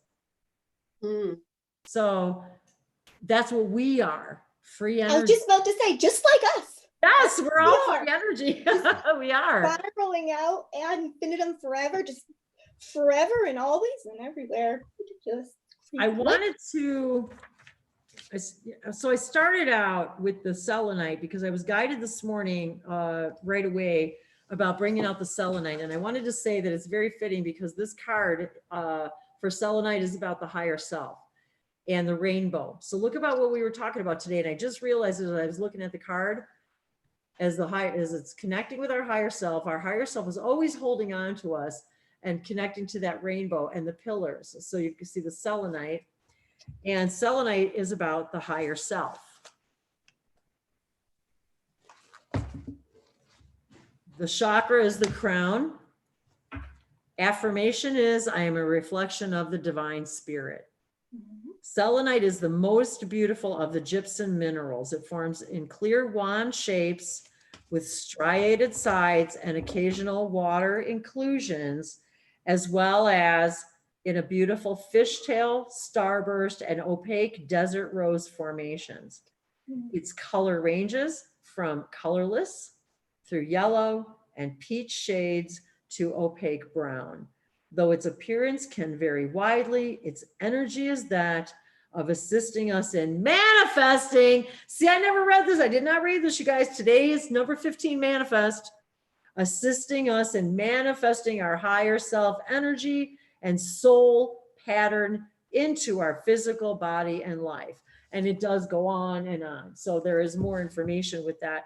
But that was really what I wanted to, they're showing me kind of what to look for. The higher self is that part of your inherent soul consciousness that directs your experiences when a part of your when a part of your consciousness enters the physical realm.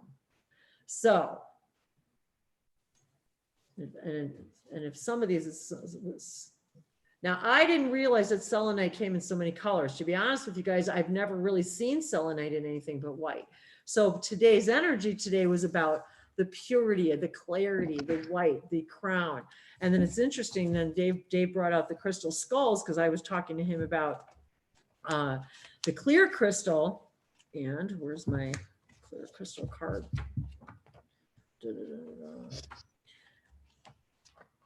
Oh, where'd it go? Sorry, I had my page marked here, you guys. Oh, here's the moldavite. So it was interesting too when he took out the clear quartz, because the page right beside it is the moldavite. So the clear quartz is all chakras. It stands for the clarity, all chakras. I am clear in my thoughts, energy, and intentions. A beautiful crystal rises above the fog. What the heck? Oh, here's the card. Sorry, I've dropped it. Okay, here it is. Clarity. So the clear crystal rises above the fog. Look, there's a pyramid too, you guys. A beautiful crystal rises above the fog into the clarity of the night sky. This image of clarity represents the effects of clear quartz energy on the mind, body, and spirit. To many people, clear quartz is what is meant by the term crystal. Clear quartz crystals occur naturally in many different configurations based upon the hexagonal, we're talking about hexagons again, you guys, the hexagonal crystalline structure. So there was another reason I was supposed to talk about hexagons today. Clear quartz is one of the purest and most versatile forms of crystals, containing only silicon and oxygen. Geez, I didn't even know that. The two most common chemical, talk about biologists and chemicals, and chemists, most chemical elements, the two most common chemical elements on Earth. It carries a high, pure echo of Earth Mother's energy. So again, there's more information about this in this book, it says this ally speaks of becoming a vessel for the light of spirit, lending yourself to the service of others and living honestly and without deception or deceit. Its hexagonal structure is based upon the numerology of the number 6, which encourages harmony, community, and protection. The vibration of clear quartz aids in cutting through mental cloudiness and illuminating darkness and density. It helps to resolve confusion, and isn't that what we all need a little bit right now? And bring greater focus, greater focus Today's the 6th day. to your 15. thoughts and spiritual perceptions. And thank you. Today is the 6th day. Today is the 15th, which equals 6. And with that being said, I've also been guided to be combining these. So today, number 6 is extend. So the symbol for extend is 6 and manifest. So how are we extending our consciousness today and extending ourselves to the invitation of the connection to these crystals? And I brought my amethyst. Oh, thank you. So, and to I've got to a, hang out. so we've got another crystal skull here, and my jade crystal, my purple jade crystal is also connected to all of this and all of you. It's sitting right over there and to the crystal skulls. And so again, this idea of clarity, 2020, clarity of focus. And as we mentioned, Dave mentioned earlier about using them to focus our energy. Ask the crystals to help you focus your energy where, and sometimes when we say, I don't know what my passion is, I don't know what my purpose is, I don't know what what is it I'm here to do? Let that crystal show you by way of just any excitement about anything. Because if there's something that even a name, something that it wants you to look up, Tesla, for example, looking up frequencies or things that we've talked about today, if it creates a spark of passion inside of you to explore something new, follow it. And we talk about that all the time. Follow it without insisting that it's going to take you someplace, because it's going to take you on a journey you never expected, even if it's just exploring the internet about a quartz crystal.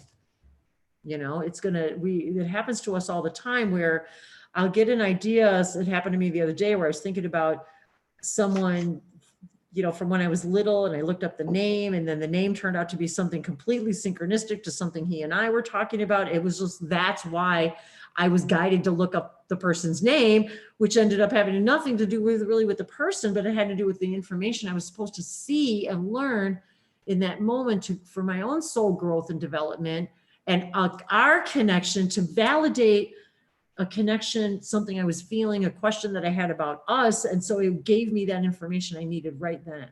So I wanted to reiterate that it does help us unlock information within us that might not otherwise, as Jessica said, be even accessible to us. And the Moldavite is about transformation. It represents all the chakras. And so I'm going to hold up the Moldavite again. And where does Moldavite come from? I know it'll say in the book, but it says right there. Okay, I'll read it. All right. The affirmation is, I embrace the transformation of myself and my reality for the highest good. And isn't that what we're doing today and what we talked about today? In transforming ourselves and our reality for all of our highest good. Moldavite tektite is a beautiful green gemstone that fell to the earth over 14 million years ago. In a meteor impact that formed the Bohemian Plateau in Europe. Now, Bohemian, when I very first started my very first Gmail under Wendy Wolf, I have an account under Wendy Wolf in Google, and my Gmail address, you guys, is Bohemian 1111. That's my very, very, very, very first Gmail address and I still have it, Bohemian 1111. I had no idea. I don't even remember reading that formed in the Bohemian Plateau in Europe. So if any of you guys in Europe know where that is or want to share any information or photos or anything from the Bohemian Plateau in Europe, we would love to do that. It is the foremost of the transformational stones in that, it is the foremost of the transformational stones in that its energies are felt most easily, and it has the most obvious and immediate transformational effect upon your life. Well, thanks for bringing that today. Jeez. Wow. Moldavite's energies are useful in burning through blockages in any of the chakras.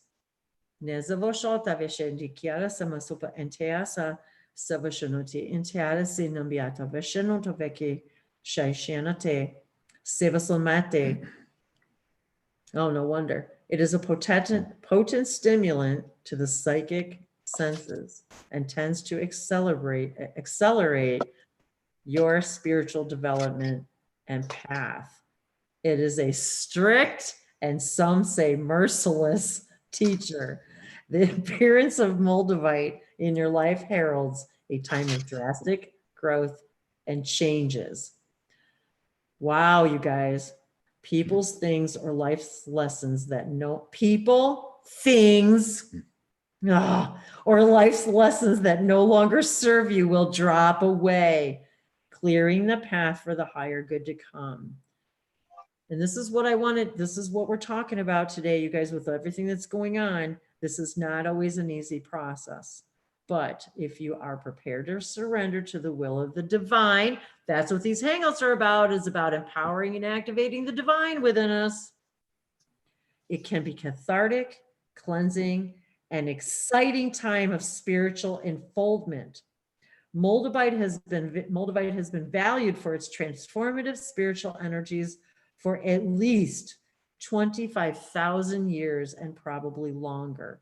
Ancient people of the Bohemian Plateau and beyond would wear, I didn't know any of this, would wear this potent ally for its spiritual and vibrational properties. So that's even more of a reason for all of us to engage with Moldavite, connect to it. Again, you don't have to own it. Remember, you guys, you don't have to own it to ask to be connected to its frequency. You can connect to our Moldavite. You can connect to this Moldavite skull. You can connect to the Moldavite collective consciousness. You don't need the stone, but it gives us the permission to do so. Azrael is an angel that works with transition and transformation. Oh, thank you. In like the butterfly, think of it like the butterfly. You have to go into the cocoon and it's hard and it's painful, but you're not going to reach the vibration of your next winged essence or the butterfly. I owe you a picture. I owe you a picture of me and my butterfly wings, which my butterfly wings are right back here parked on the throne. And that's right. And again, Jessica, you're absolutely right. This is the time that we talked about this before. And we know this is the darkness. This is the time when we're all in our cocoon in order to grow our butterfly wings, because if we knock a hole in that cocoon too soon, we're not going to be able to fly. Your wings won't work, period. They just won't work. So we have got to have this cocoon time. And instead of looking at it as a depression time, look at it as a time of compression, where we're compressing this information, like Dave just said, into the triangle, and we're compressing all of this information to the bottom of the triangle. And we're like, it's like pushing it through, as Bashar said, the eye of the needle. We're pushing through all this information, but we're leaving behind all the crap we don't need anymore. It's just falling away. All of it, the people, the places, the items, the belongings, the things we think we need that we don't, and realizing what is the most important thing. And it's kind of funny, at the end of the day, I think some of the things that were the most important things to me, as far as like physical possessions, were my crystals and oracle cards. You can buy more of, you know what I mean? But so it's like the things that were important to me were like the crystals, my journals, things like that were the permission slips that represent most value, most harmoniously and directly to the person I really am, and allowing those things to fall away that do no longer represent who we are now, even though we collected them then. Go ahead, Jess. Wendy, I have a question directed specifically for you in regards to that statement.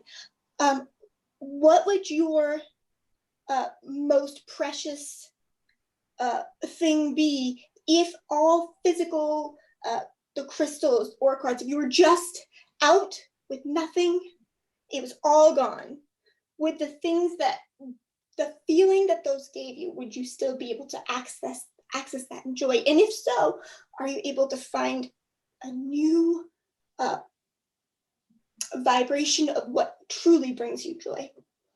Well, you know what? That is a very, very powerful and accurate question, because I just absolutely had this conversation with Dave probably, what, a day or two ago about these very things, for a lot of reasons, a lot of personal reasons. And, you know, I have to say at the end of the day, the answer is absolutely positively. I can access that information at any time. I will tell you guys, all of my belongings are to this day. I've been here, what, I don't know, since November 25th. All of my belongings are still in storage. So it's kind of funny that we were just discussing all of these things about, why do I feel the need to want to be with those things? Do I need them? Do they represent the energy that I am now or the energy that I was before? How will I feel? How will I react? Do I need them in my life or do I not? Why do I even want them? Why do I think about it? And all of these questions were mulling around in my mind, because again, they're just permission slips for me to become the person that I am and was. And so how many of those possessions, items, physical pieces represent who I am today?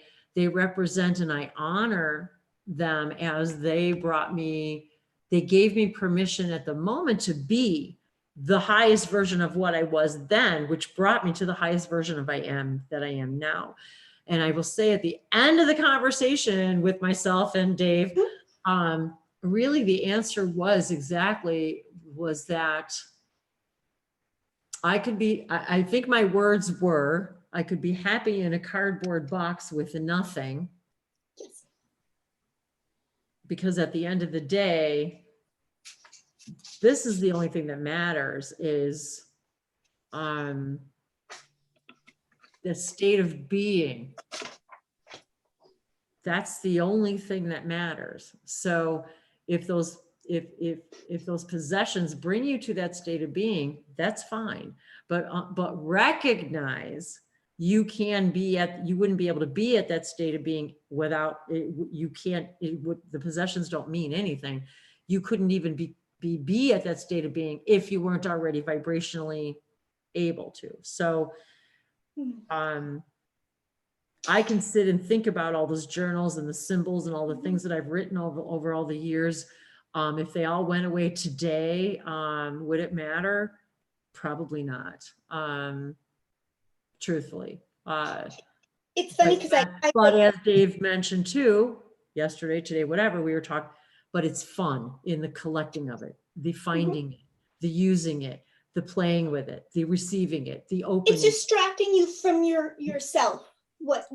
But is it distracting us, or is it really bringing us closer? This is why we do this thing with the relics and artifacts and things like that, is because it truly brings us closer to the aspects of ourselves. But again, they're just giving us permission to do that. Do we need them? No. But do we need them in that moment? Probably. Because our belief system in that moment says, I need this crystal to do this thing for me. But when you put the crystal down and you realize, oh, wait, I don't really need it, then all of those things really become. This is really prevalent for the coronavirus and people that are losing their jobs. There's a lot of fear of losing something, losing your job, losing your the norm, what you're familiar with. It's so scary, because if you don't have that, what are you on the other side? Right. What are you? What will you be left with? Well, my angels always shove me off a cliff and say, well, we're going to show you, we're going to take everything away and kick you down a mountain and then stumble on a rock. And then all of a sudden, there you are. All you need to do is show up, Buttercup. That's all you need. But a lot of people are really scared, and if they just let it happen, they'll find that they're literally vibrating where they are and where they're supposed to be, and everything's going to be okay. So fear not. Let it go.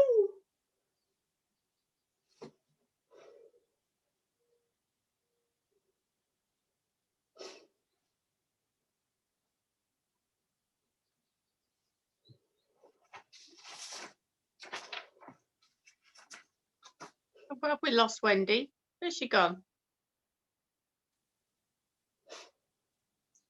Oh no. Oh. Was it just me She's and teaching us you? how scary it would be to lose her. Where did she go? She'll be back. What are we? Wendy, this universe makes no sense at all.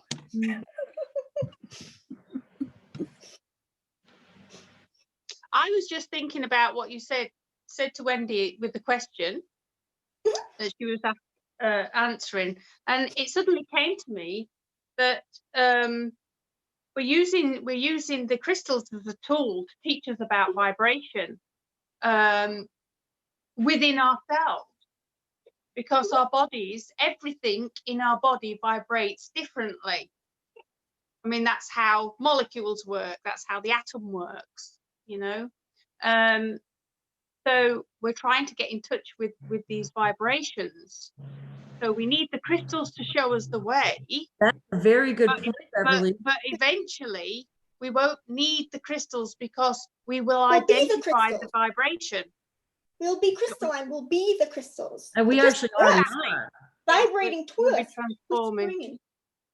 That's But whereas one crystal represents one vibration, our body will be able to vibrate at every vibration, because it's already there. yes. We just need to know how to access it. Mhm.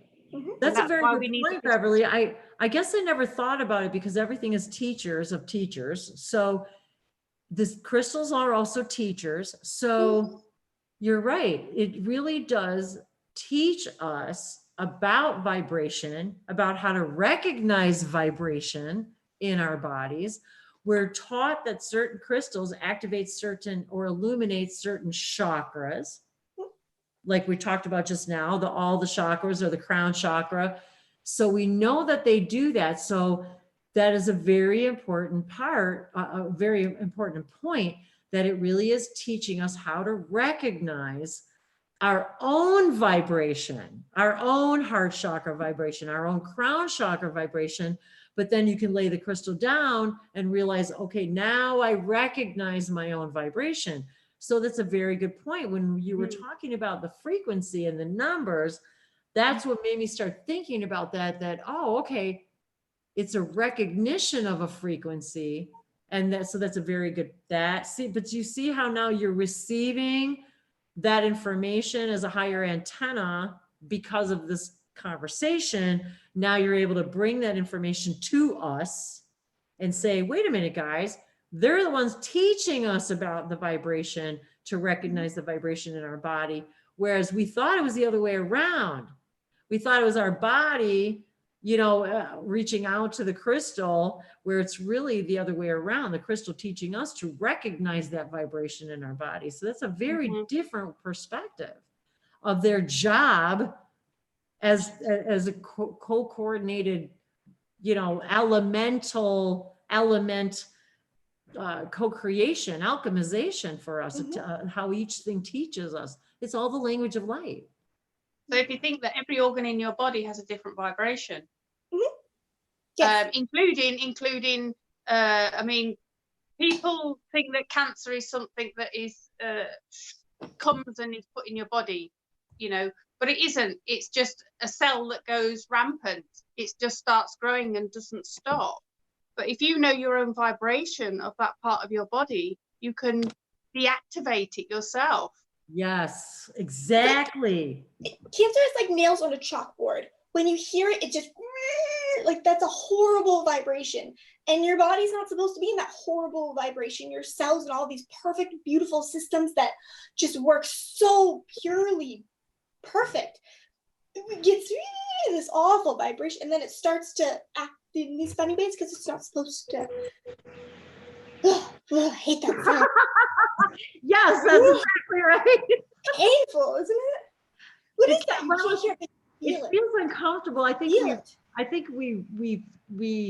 we interpret it as painful, but it's because it's uncomfortable and kind of weird feeling. But I was just telling Dave that the other day, is I feel like as the guides get closer to me and I learn to control my emotions when they come through, Mhm. I'm expanding my heart chakra and my physical electrical system. I feel like my electrical system is being like, I don't know, optimized or something, or like I'm able to come closer to the higher vibrational Right, yeah. information without like bursting into tears or without being, that kind of, it's like, if you ever had that experience where you get kind of close to a guide and it feels so, I don't know, you kind of get this, I don't even know how to explain it, but it's kind of like, okay, it's just too beautiful. It's too much. It's too close. And so you're just like, We're on the edge. you're like, The stand back just precipice. a little bit, The so great beyond. we're No, human, don't go. we're capable of experiencing. We're able to actually experience more bliss, more of all that we are, so that we can expand into being able to experience more of that. So, I mean, because really, again, I'm reminded just now that, like, if one of our ascended masters, whoever that is to any of us, if one of our ascended masters literally walked through the door right now, you think, oh, I want to meet an ET. I want to meet Jesus. I want to meet Buddha. I want to meet Krishna. You'd probably drop over dead of a heart attack because you're like, oh my God, you physically would not be able to deal with the fact that being of light is in your room. You wouldn't be able to deal with it. So we're expanding our ability to be able to even handle touching that kind of Christ consciousness energy, because we feel like we don't deserve it, but what we recognize is we're made of it. We recognize it because we're made of it. It is our light body. That's what we're made of. So. We are Buddha. We are Jesus. We are all of this. Exactly. We are all of this. That's And why we are always hang here. out, you guys. You are the gods and goddesses. That's what the masters all told us. Don't follow me. You are me. I'm a reflection of light, of God, of source. So are you. I am your equal. And again, you guys, if you think that any ET, angel, anything, anywhere is not your equal, it doesn't work that way. If you are having an experience, it is, I don't want to say direct reflection, but you can't experience what you're not the vibration of. So it's to show us all we have that divine connection within us already. It's not something you have to get or obtain. It's something that you already have that we forgot we had. So when we go to sleep, we dream, we connect to our multidimensional self, and we all hang out. I've been dreaming about all of you guys. Many of us have been in our dreams. And I wanted to mention the picture that I used for the thumbnail for this hangout today is a picture of stair steps, because I had a dream, was it last week, I think, about us. And I told Dave about it. I was ascending this big set of like stone stairs, but I couldn't see anything all I could see was big stairs, and I'm ascending these big stairs. And I remember feeling like, normally I have like sweaters and all these like things and hats. And it was like, I remember in the dream thinking, well, why don't I need anything? I don't feel like I need extra clothing or a sweater, like the weather's perfect, everything's beautiful, and yet I have no idea where I'm going or what I'm doing, but I'm climbing up this big set of stairs. Well, then I get a message from Lainey, if she's watching. Hey, Lainey, love you girls. She's sending me messages about how she had this dream and about going up these stairs, and I'm like, so then she's so I'm learning about this information from a private session that she had, and there was actually an event where many of us were in the astral together, where we were actually going up the set of stairs together. So I used that for today's picture, because I wanted to remind myself that we're dreaming together, to remind all of you guys that maybe that set of stairs will activate something in you. Maybe it'll activate the memory that we were all together.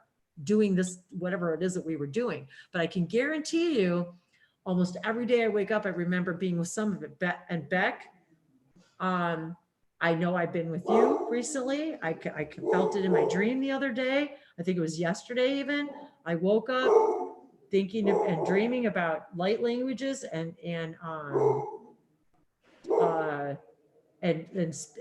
symbols, and I know I believe you were there. So it's like I feel people's energies that come in these hangouts. Like I feel you, we're interacting in our dreams.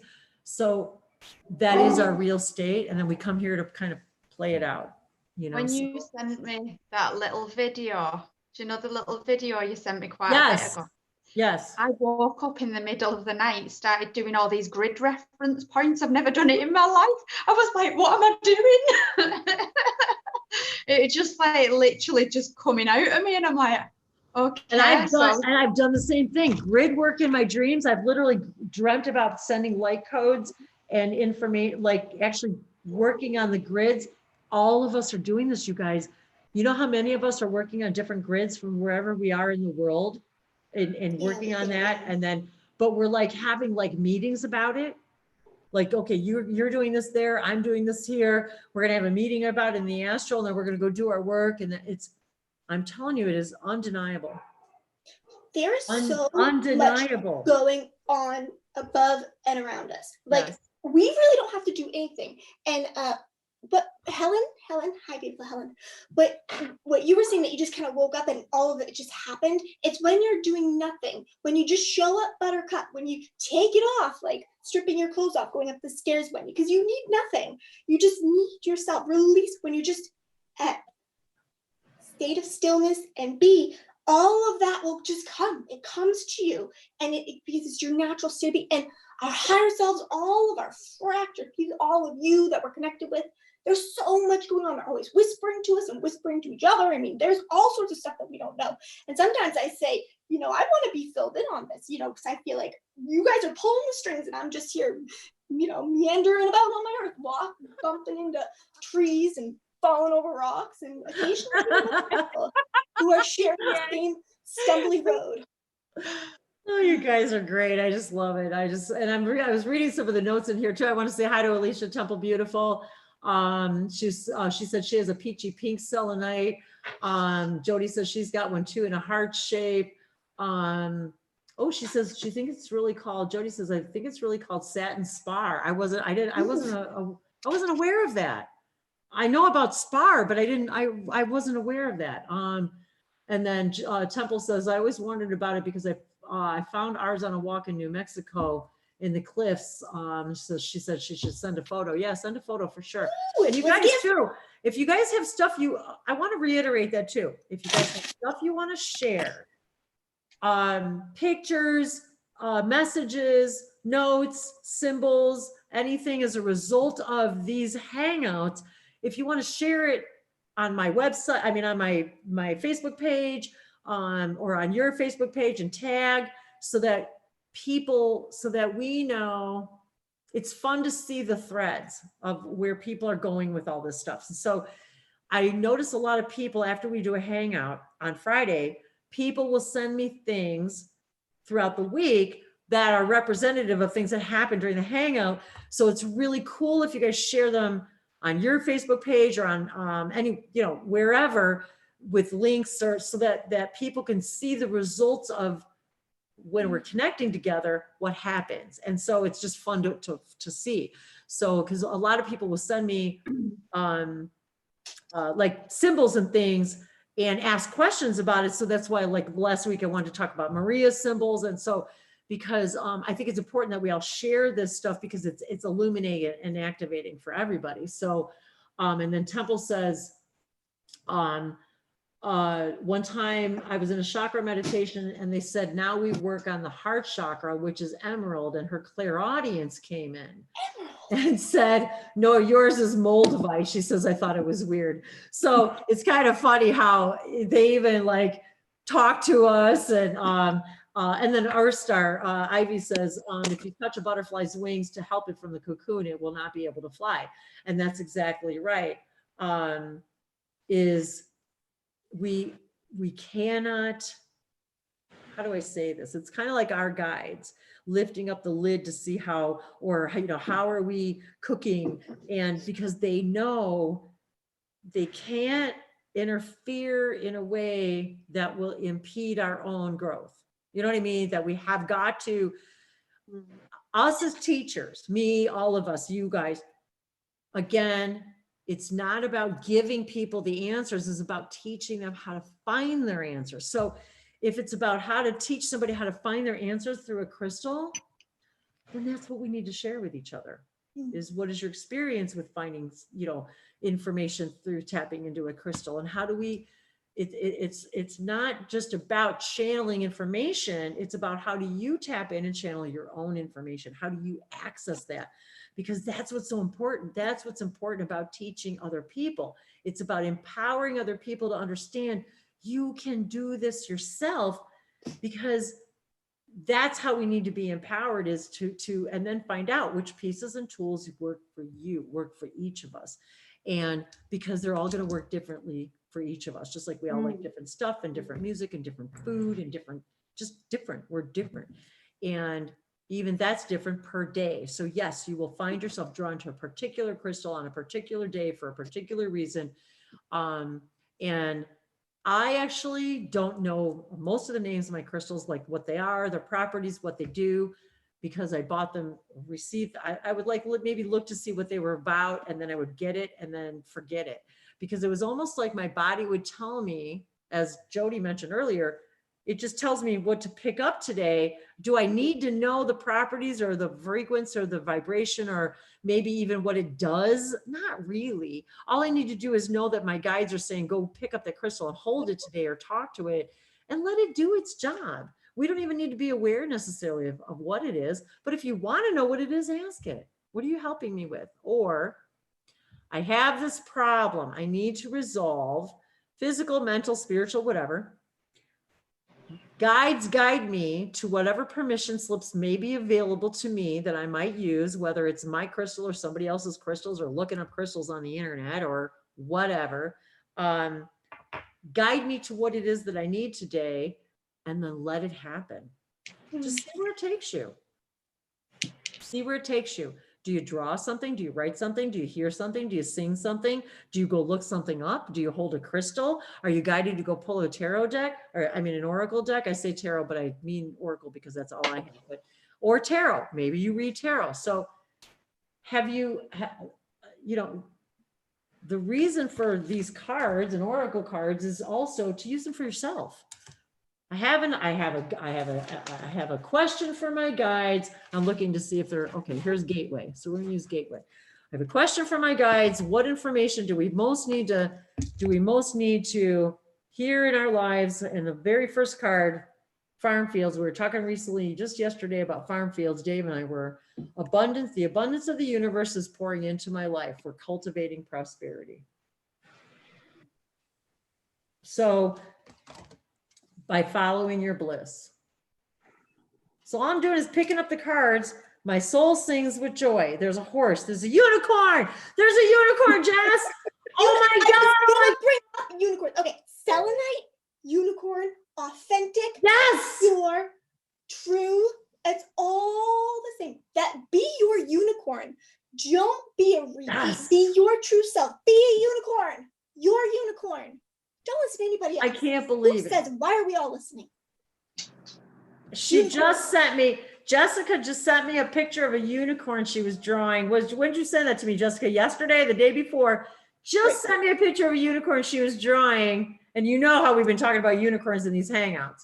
And I forgot to tell you guys, we were talking about unicorn stuff last week, and I forgot. Dave also bought me, and oh, I got to find the brand name so I can tell you guys. It's called Unicorn bath butter or something, and the stuff is great. I love this stuff, and it's literally called like unicorn, and it's so, it literally feels like butter, and it feels amazing on your skin. I'm telling you, girls, oh my God, man, it's so great.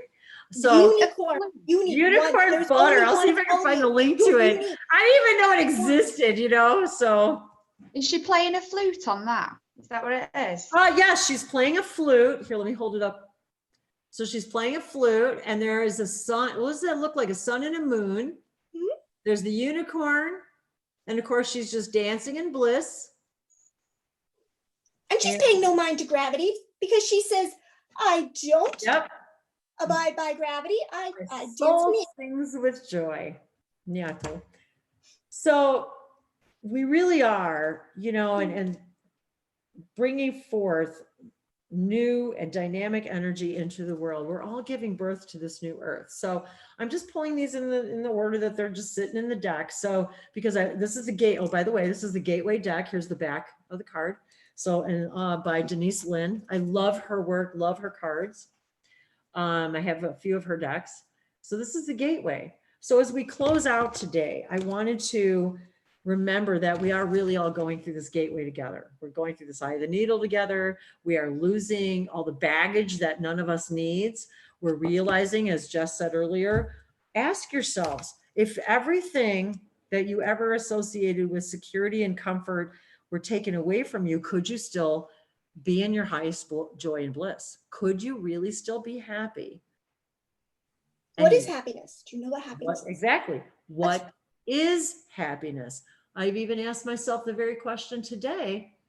Am I capable of pure happiness? What is Yes, that? when you're your unicorn, when you find and vibrate at the vibration of your true, unique, authentic, don't care about what anybody else says, but you are your vibration shining in your unique color, then that is happiness. You get to put yourself in this box and then jump out of the box and leave everything in the box, even your physical body, your memories, your reality, your physical things, and just you, real you out of the box. And outside the box is the abyss. And you're stuck with you. And then you're like, whoa, who am I? What am I? Yes, without all those representations, without all the furniture, if you strip away everything around you that you use to identify yourself, what's left? You. Ask ourselves that. What's left? What is left? If all of this stuff is gone, can you be happy and enjoy and in bliss without any of that stuff? Like catastrophe is a gift. Trauma is a gift. When a tornado comes through and breaks everything and destroys everything, there's that sense of community, like the coronavirus. There's a sense of community. People are finding something they did not have before, and they had to go through this scary, dark abyss. And on the other side is yourself waiting with a hand outstretched. We can't pull ourselves over. We have to make the jump ourselves, but we're there to greet ourselves, and we have to go through the fear, and then we find that authentic sense of self. And that is, there is, you cannot name that which cannot be named. Like there's no, in a linear sense, there's no way to express the true remarkableness of that. No, there isn't. There really So I'm is. not going to try to put a linear word to it. Authenticity is the new beautiful. It is the new beautiful. When people see someone being authentic, they look at that person and they see them as being beautiful. It doesn't have anything to do with what they look like physically. Nothing. It's got nothing to do with physicalness at all. Well, the beautiful vibration. It feels wonderful. Vibrates a beautiful vibration. Yes, you feel that vibration. Yes, that's because they're being authentic. So when people are being authentic, we look at them in envy because they're reflecting back to us where we're not. And we see, I want that. I want that. I want that bliss, that authenticity, that only authenticity will give me. And so at the end of the day, when we take away all of these things and you are your authentic self, what's left? You are what's left. And so can we be in our highest joy in that moment when we feel like everything that we ever counted on to bring us that happiness is not there? Can you still be happy and grateful for your existence alone? It's really that simple, and yet that complicated in a way. So that is really the question we're all being asked to look at right now is how am I not being authentic? Where can I be more authentic? And when I see somebody who's being authentic and I see that genuine, pure beauty within them, I recognize that because they're being authentic, they're being and doing what they want and what brings them passion. And we get irritated with others when we recognize the areas in our lives where we're not doing that. And so we judge others and everything around us because we're recognizing we're not doing that. And then we're blaming either the absence of those things in our life for the reason why we're not happy. Because we're not ready, and there's things that we need to do, and we don't want to do those things because those things are hard. And it's hard. You have to climb up all of those steps, and it tuckers you out. But yeah, just jump and get there. Nope. Being ourselves makes us mad. Easiest thing we've ever had to do, and that's the hardest, that's the funniest thing about it. Easiest is the hardest. And I challenge everyone to think, what is the one thing you are most afraid to lose? What is the most devastating, horrific, the worst thing that could occur? And I want you to like experience it, feel it, and then imagine it happening and find yourself swimming into the other side and just embrace it. Because when it's like saying salutations to a spider. Then you're not so scared of it anymore because you're greeting it like a friend, and you can't be scared of a friend. Exactly. Now, do you see why I love this little beautiful being of light and all of you that come and share your love and your energy and your wisdom and just everything. And even Jody, as she sits there, I know that I can always feel her just Reiki grounding energy. She's very grounding. And so I feel it. And I feel the multidimensionality coming from all of you. And of course, Beck, it's like every time I look at you, of course, I see symbols floating around you. So it's like, I can't help but seeing that and feeling that all around you. So that's, and it's funny how each person and brings this level that speaks to different vibrations in me. So it's kind of interesting. And Beverly too, the giving me you're the scientist in me, you're the logic in me, you're the connect the physical dots in me, you're the Einstein, the bridge, this idea of, this idea of bringing and bridging and reminding us that science and fiction is the same thing. It's all part of the same thing, that magic is this,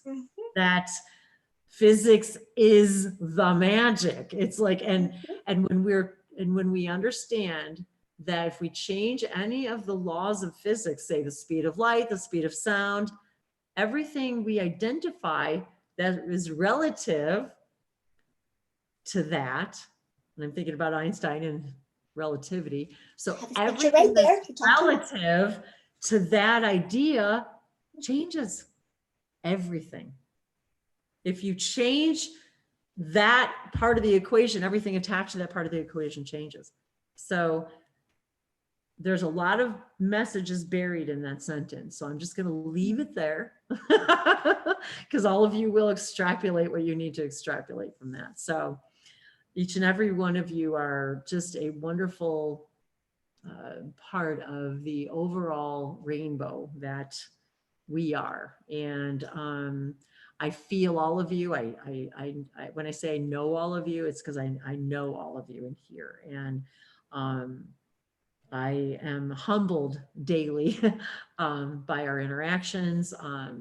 And again, even when I'm tired or discouraged or whatever the case may be, just knowing that you guys are there, you're waiting, you're here, you're joining us. And even if it's one person that's out there that listens to this or watches this or joins us, you all make a difference. And when you walk out into the world, when you guys walk out into the world after these hangouts, you're different. You change the vibration of the whole human collective consciousness in a way.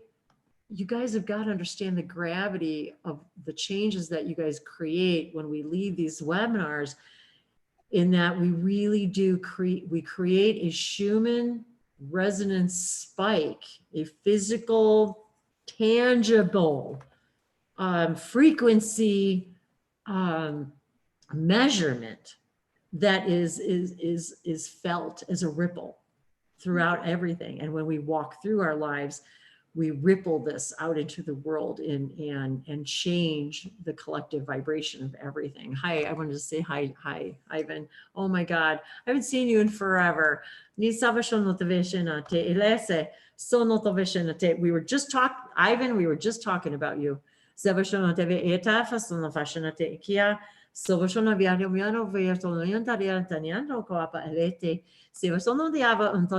I just read, I swear to God, dude, I just read my birthday card again from you. It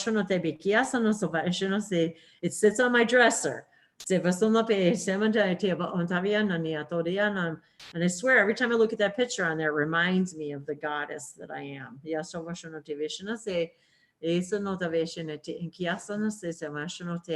I'll have to show you guys. I'll get it next week and I'll show it to you guys when we got to meet Ivan.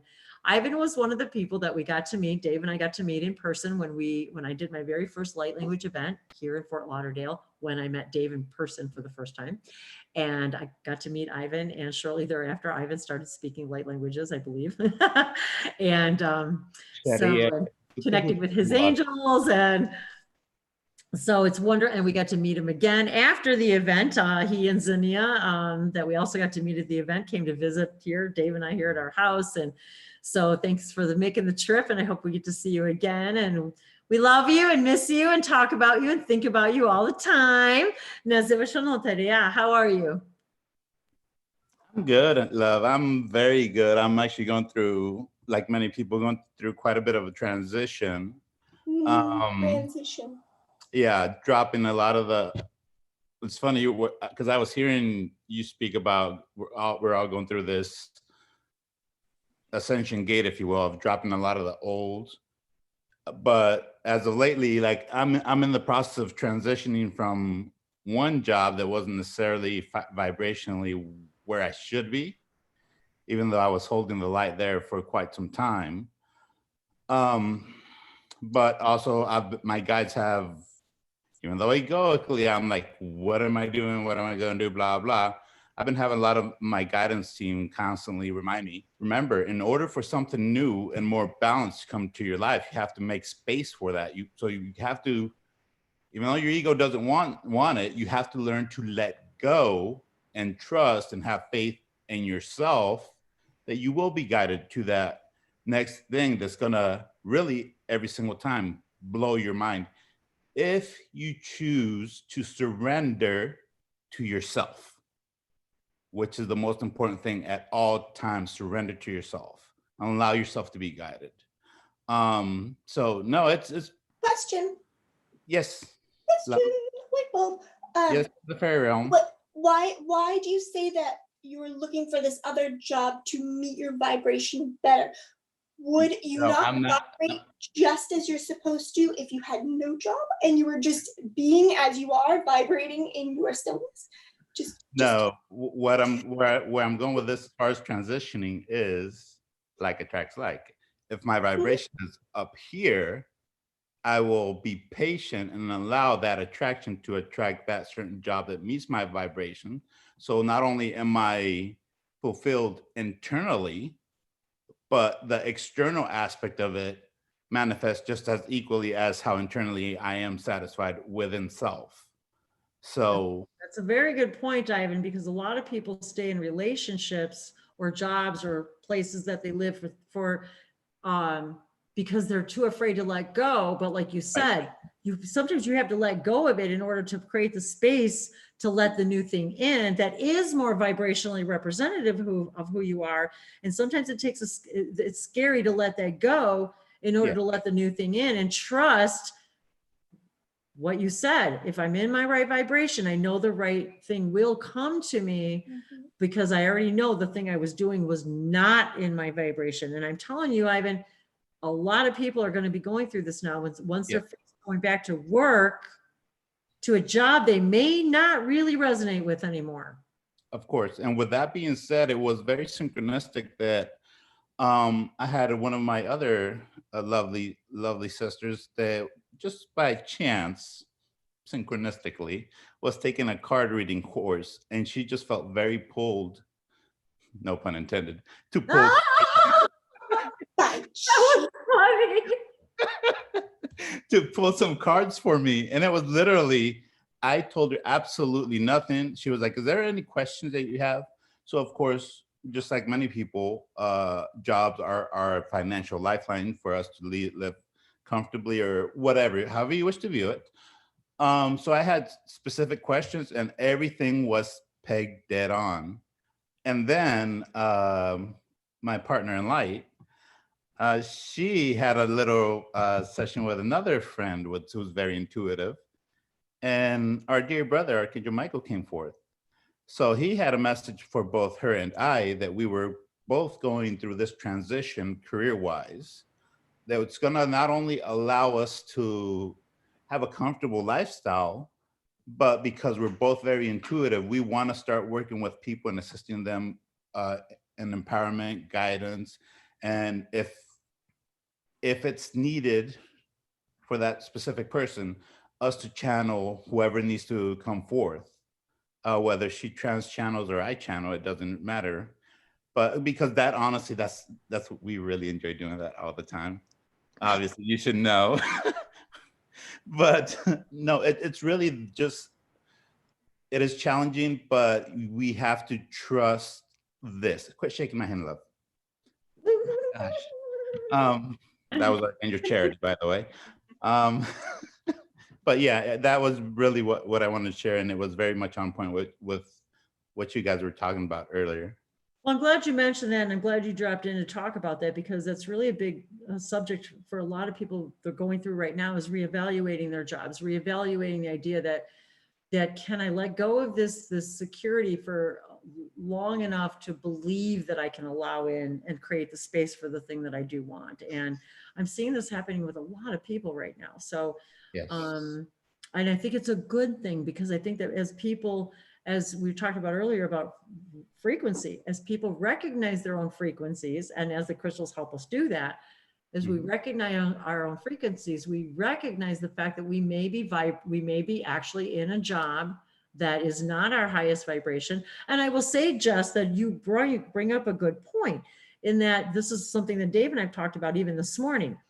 Can we be in our highest joy and excitement, even if you're in a job or situation in the moment that isn't?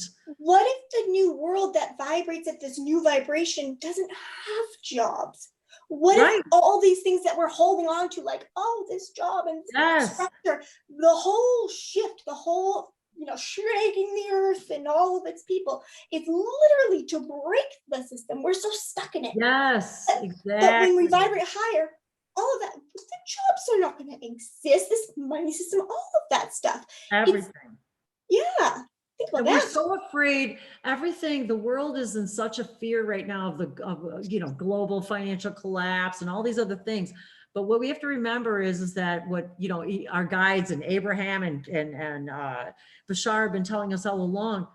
These systems, new systems, are already being formulated right now. As all of us sit in this hangout, are being formulated right now. They will automatically already be being put in place as the old systems fall away. The new ones will come in to replace it. It is going to happen. I'm not saying it's not going to be bumpy necessarily, but, it's gonna be bumpy. But one will automatically be ready to replace the other when the time is right. But as Ivan said, if we collectively don't create the space for that, it could be another decade before we get it. It's all steps, right? The stairs. Each step you made in order to get to the next one. Well, and also to that point, a lot of people are quarantined, so they're being forced to create that space. Exactly. And allow that lack of having that structure. So whenever they do come out, you're like you've said, we're already in the transition period of that, which is they're trying to make it as seamless as possible.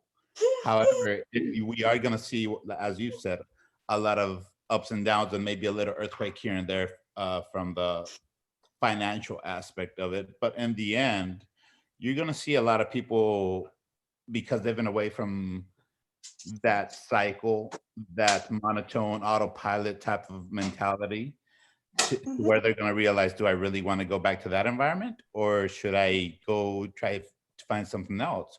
Or while they're in quarantine, what other things are they doing to help sustain? Because I know a lot of people, especially in South America, they have all these Zoom chats, and they're having like these Zoom classes of meditation, of whatever. So people actually have time to pay attention to themselves and create something better. Exactly. And how many people are discovering, and how many companies are going to discover now, wow, maybe you are more productive from home. Maybe you can work better from home because you're not spending time on money on traveling, on bad food you might be eating because you're in a place where you can't access, you know, decent food, all these things. The collective, how quiet the earth is because nobody's driving. So all of these things that we're recognizing that is beneficial also to the earth itself, as the earth that we're following right now together. So we are discovering the positive things of this, and how we can really discover, how can we work smarter and not harder?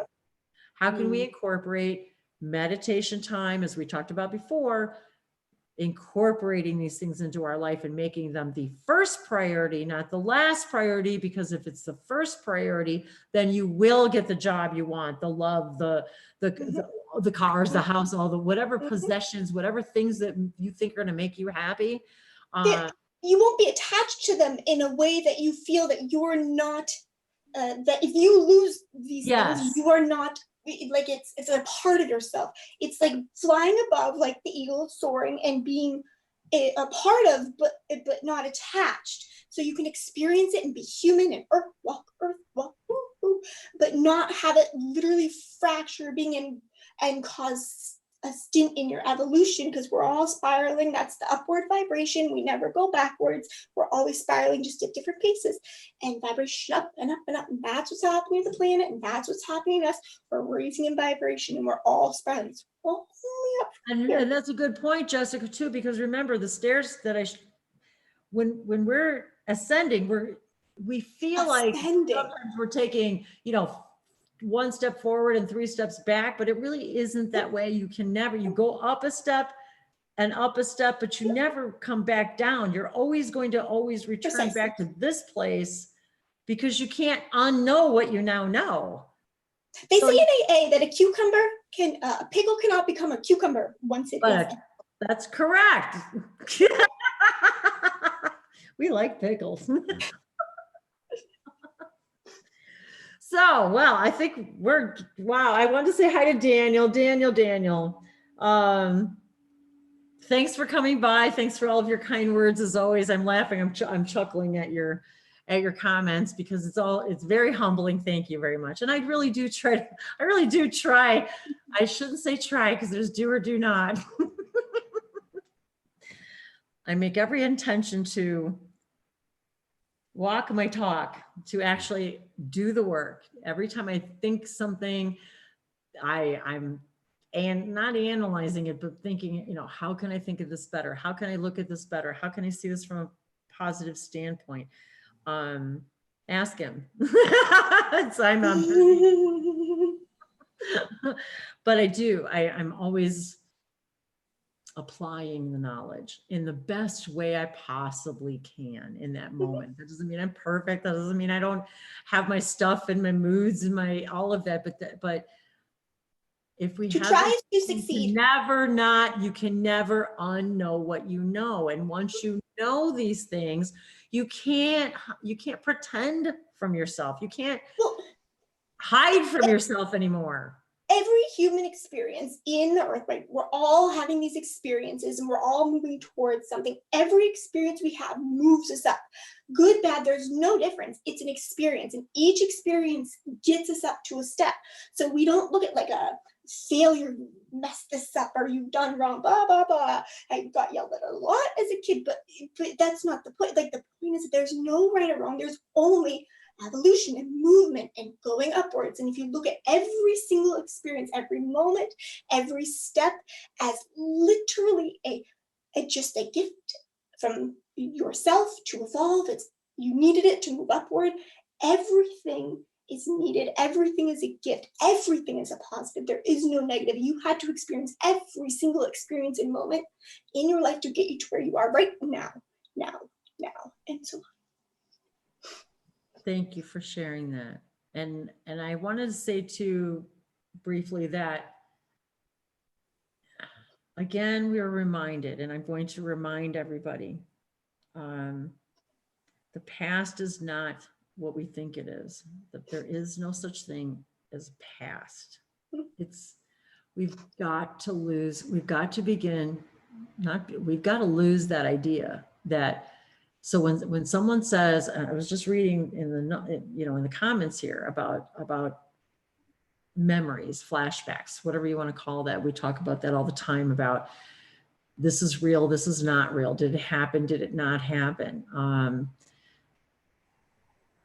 And how do you say that if you woke up every day and were pre-programmed with everything from all your memories were really just a briefing on how you have to act for the day, that they didn't really happen, and that you're just putting this together in a linear format for yourselves. You begin to understand that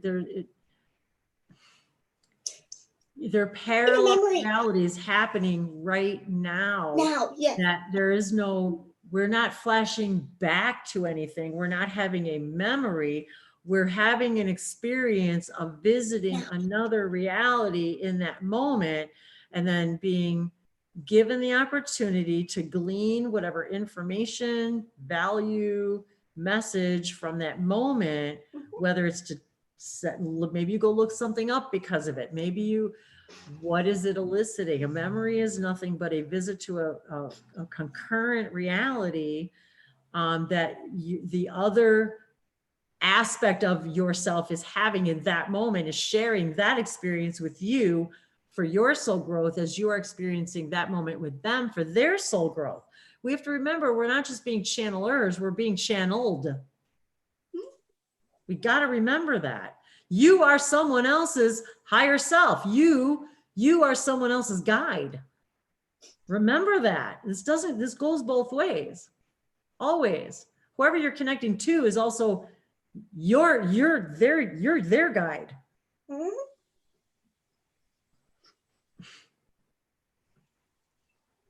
I love the fact that you share that, because like I was telling you before with my partner in light, her higher self is with me all the time, and my higher self is always with her all the time. I like that, partner in light. I like how you say that. That's so sweet. Well, with the whole marriage technicality or relationship thing, it's just kind of so linear.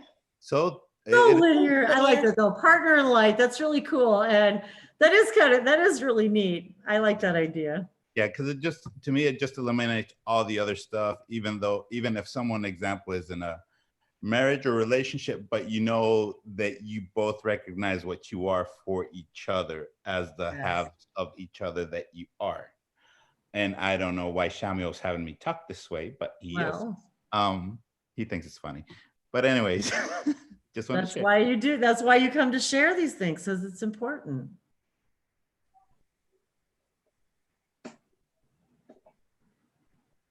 Sorry, I was just getting some light language. Anyway, we should probably go. So I wanted to say to you guys too, if you're not familiar with Zoom, when we go off the air, as I will reiterate again, you can stay in the room. We usually will turn off the camera and the sound so that we can stop the live stream, and then we can turn the camera back on and our sound back on. But if you want to stay in the room, you can stay in the room. You can leave the meeting, or you can stay in the room and interact with each other and us. I don't know if we're going to stay because I'm hungry, but you can stay and chat with each other in the room as long as you want. I can make somebody else the host of the room so that we can leave if we want.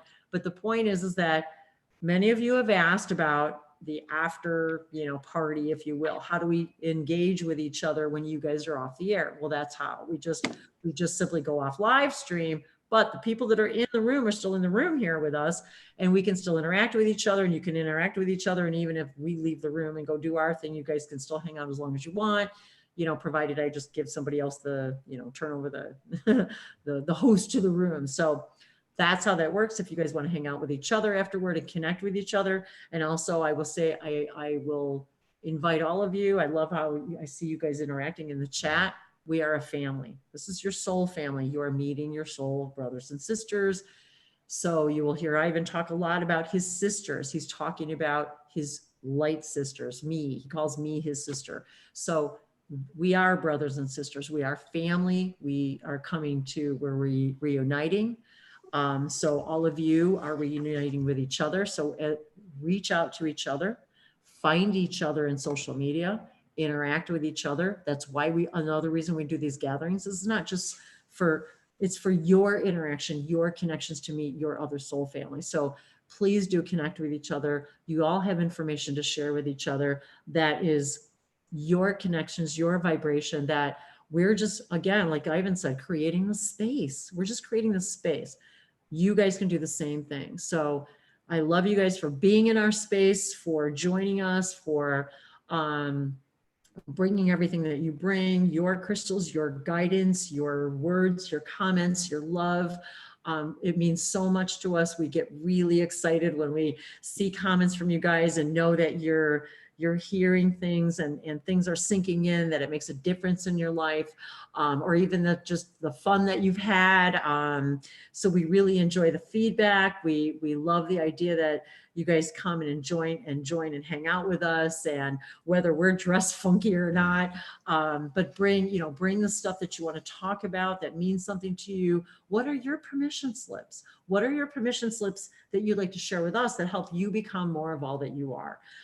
Whether, as we have explored here, we talk about crystals and we do oracle readings, we talk about the connections of television, how movies, how these relics and artifacts are symbols and breadcrumbs to discover more of what we are, how incense and candles help us become in touch with our higher selves, our aspects, our guides, our angels, source itself. I really, I did have a conversation with God, and I'm telling you guys, it's not something that you can't do. It's with something we think we need somebody else, a bridge, as we were talking about the rainbow bridge, but you are the rainbow bridge. You already have that capability.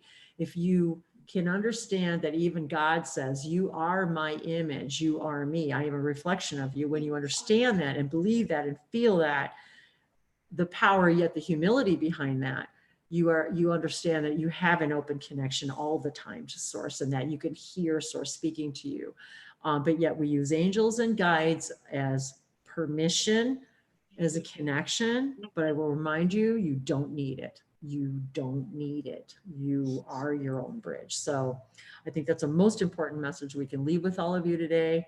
I thank all of you for your interaction, your love, your guidance. Thanks for all of you for coming in and participating.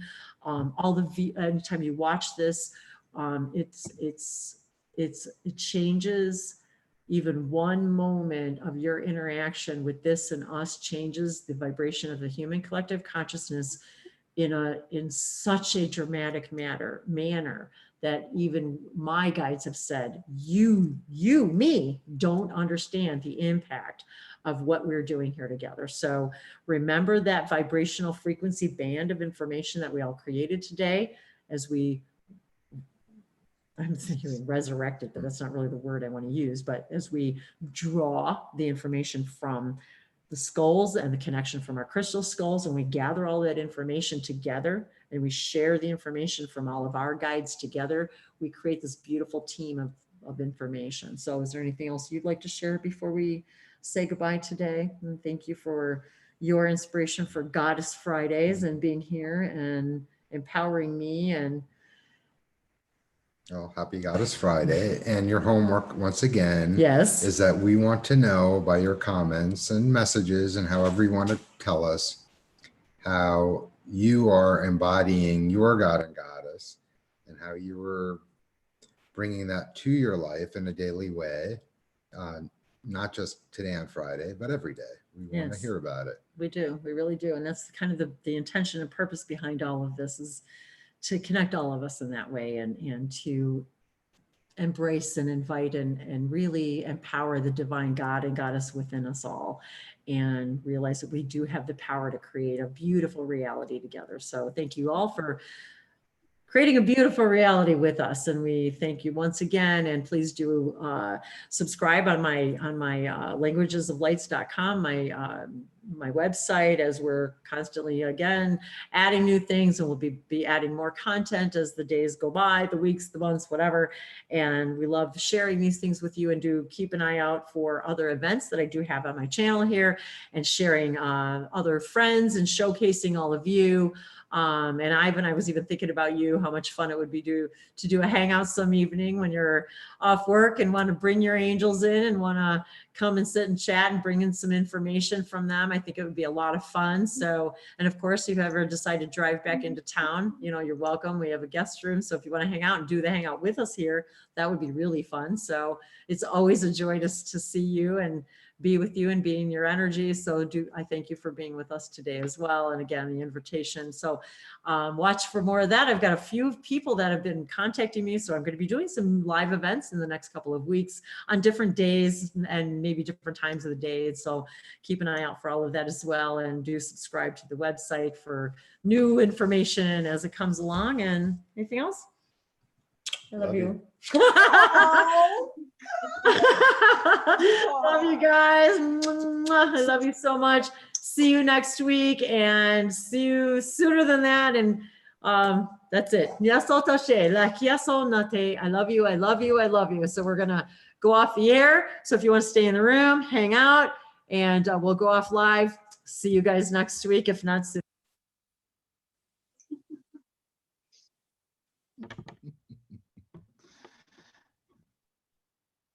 Okay, who's gonna talk now? I'll talk. I've been working on my throat.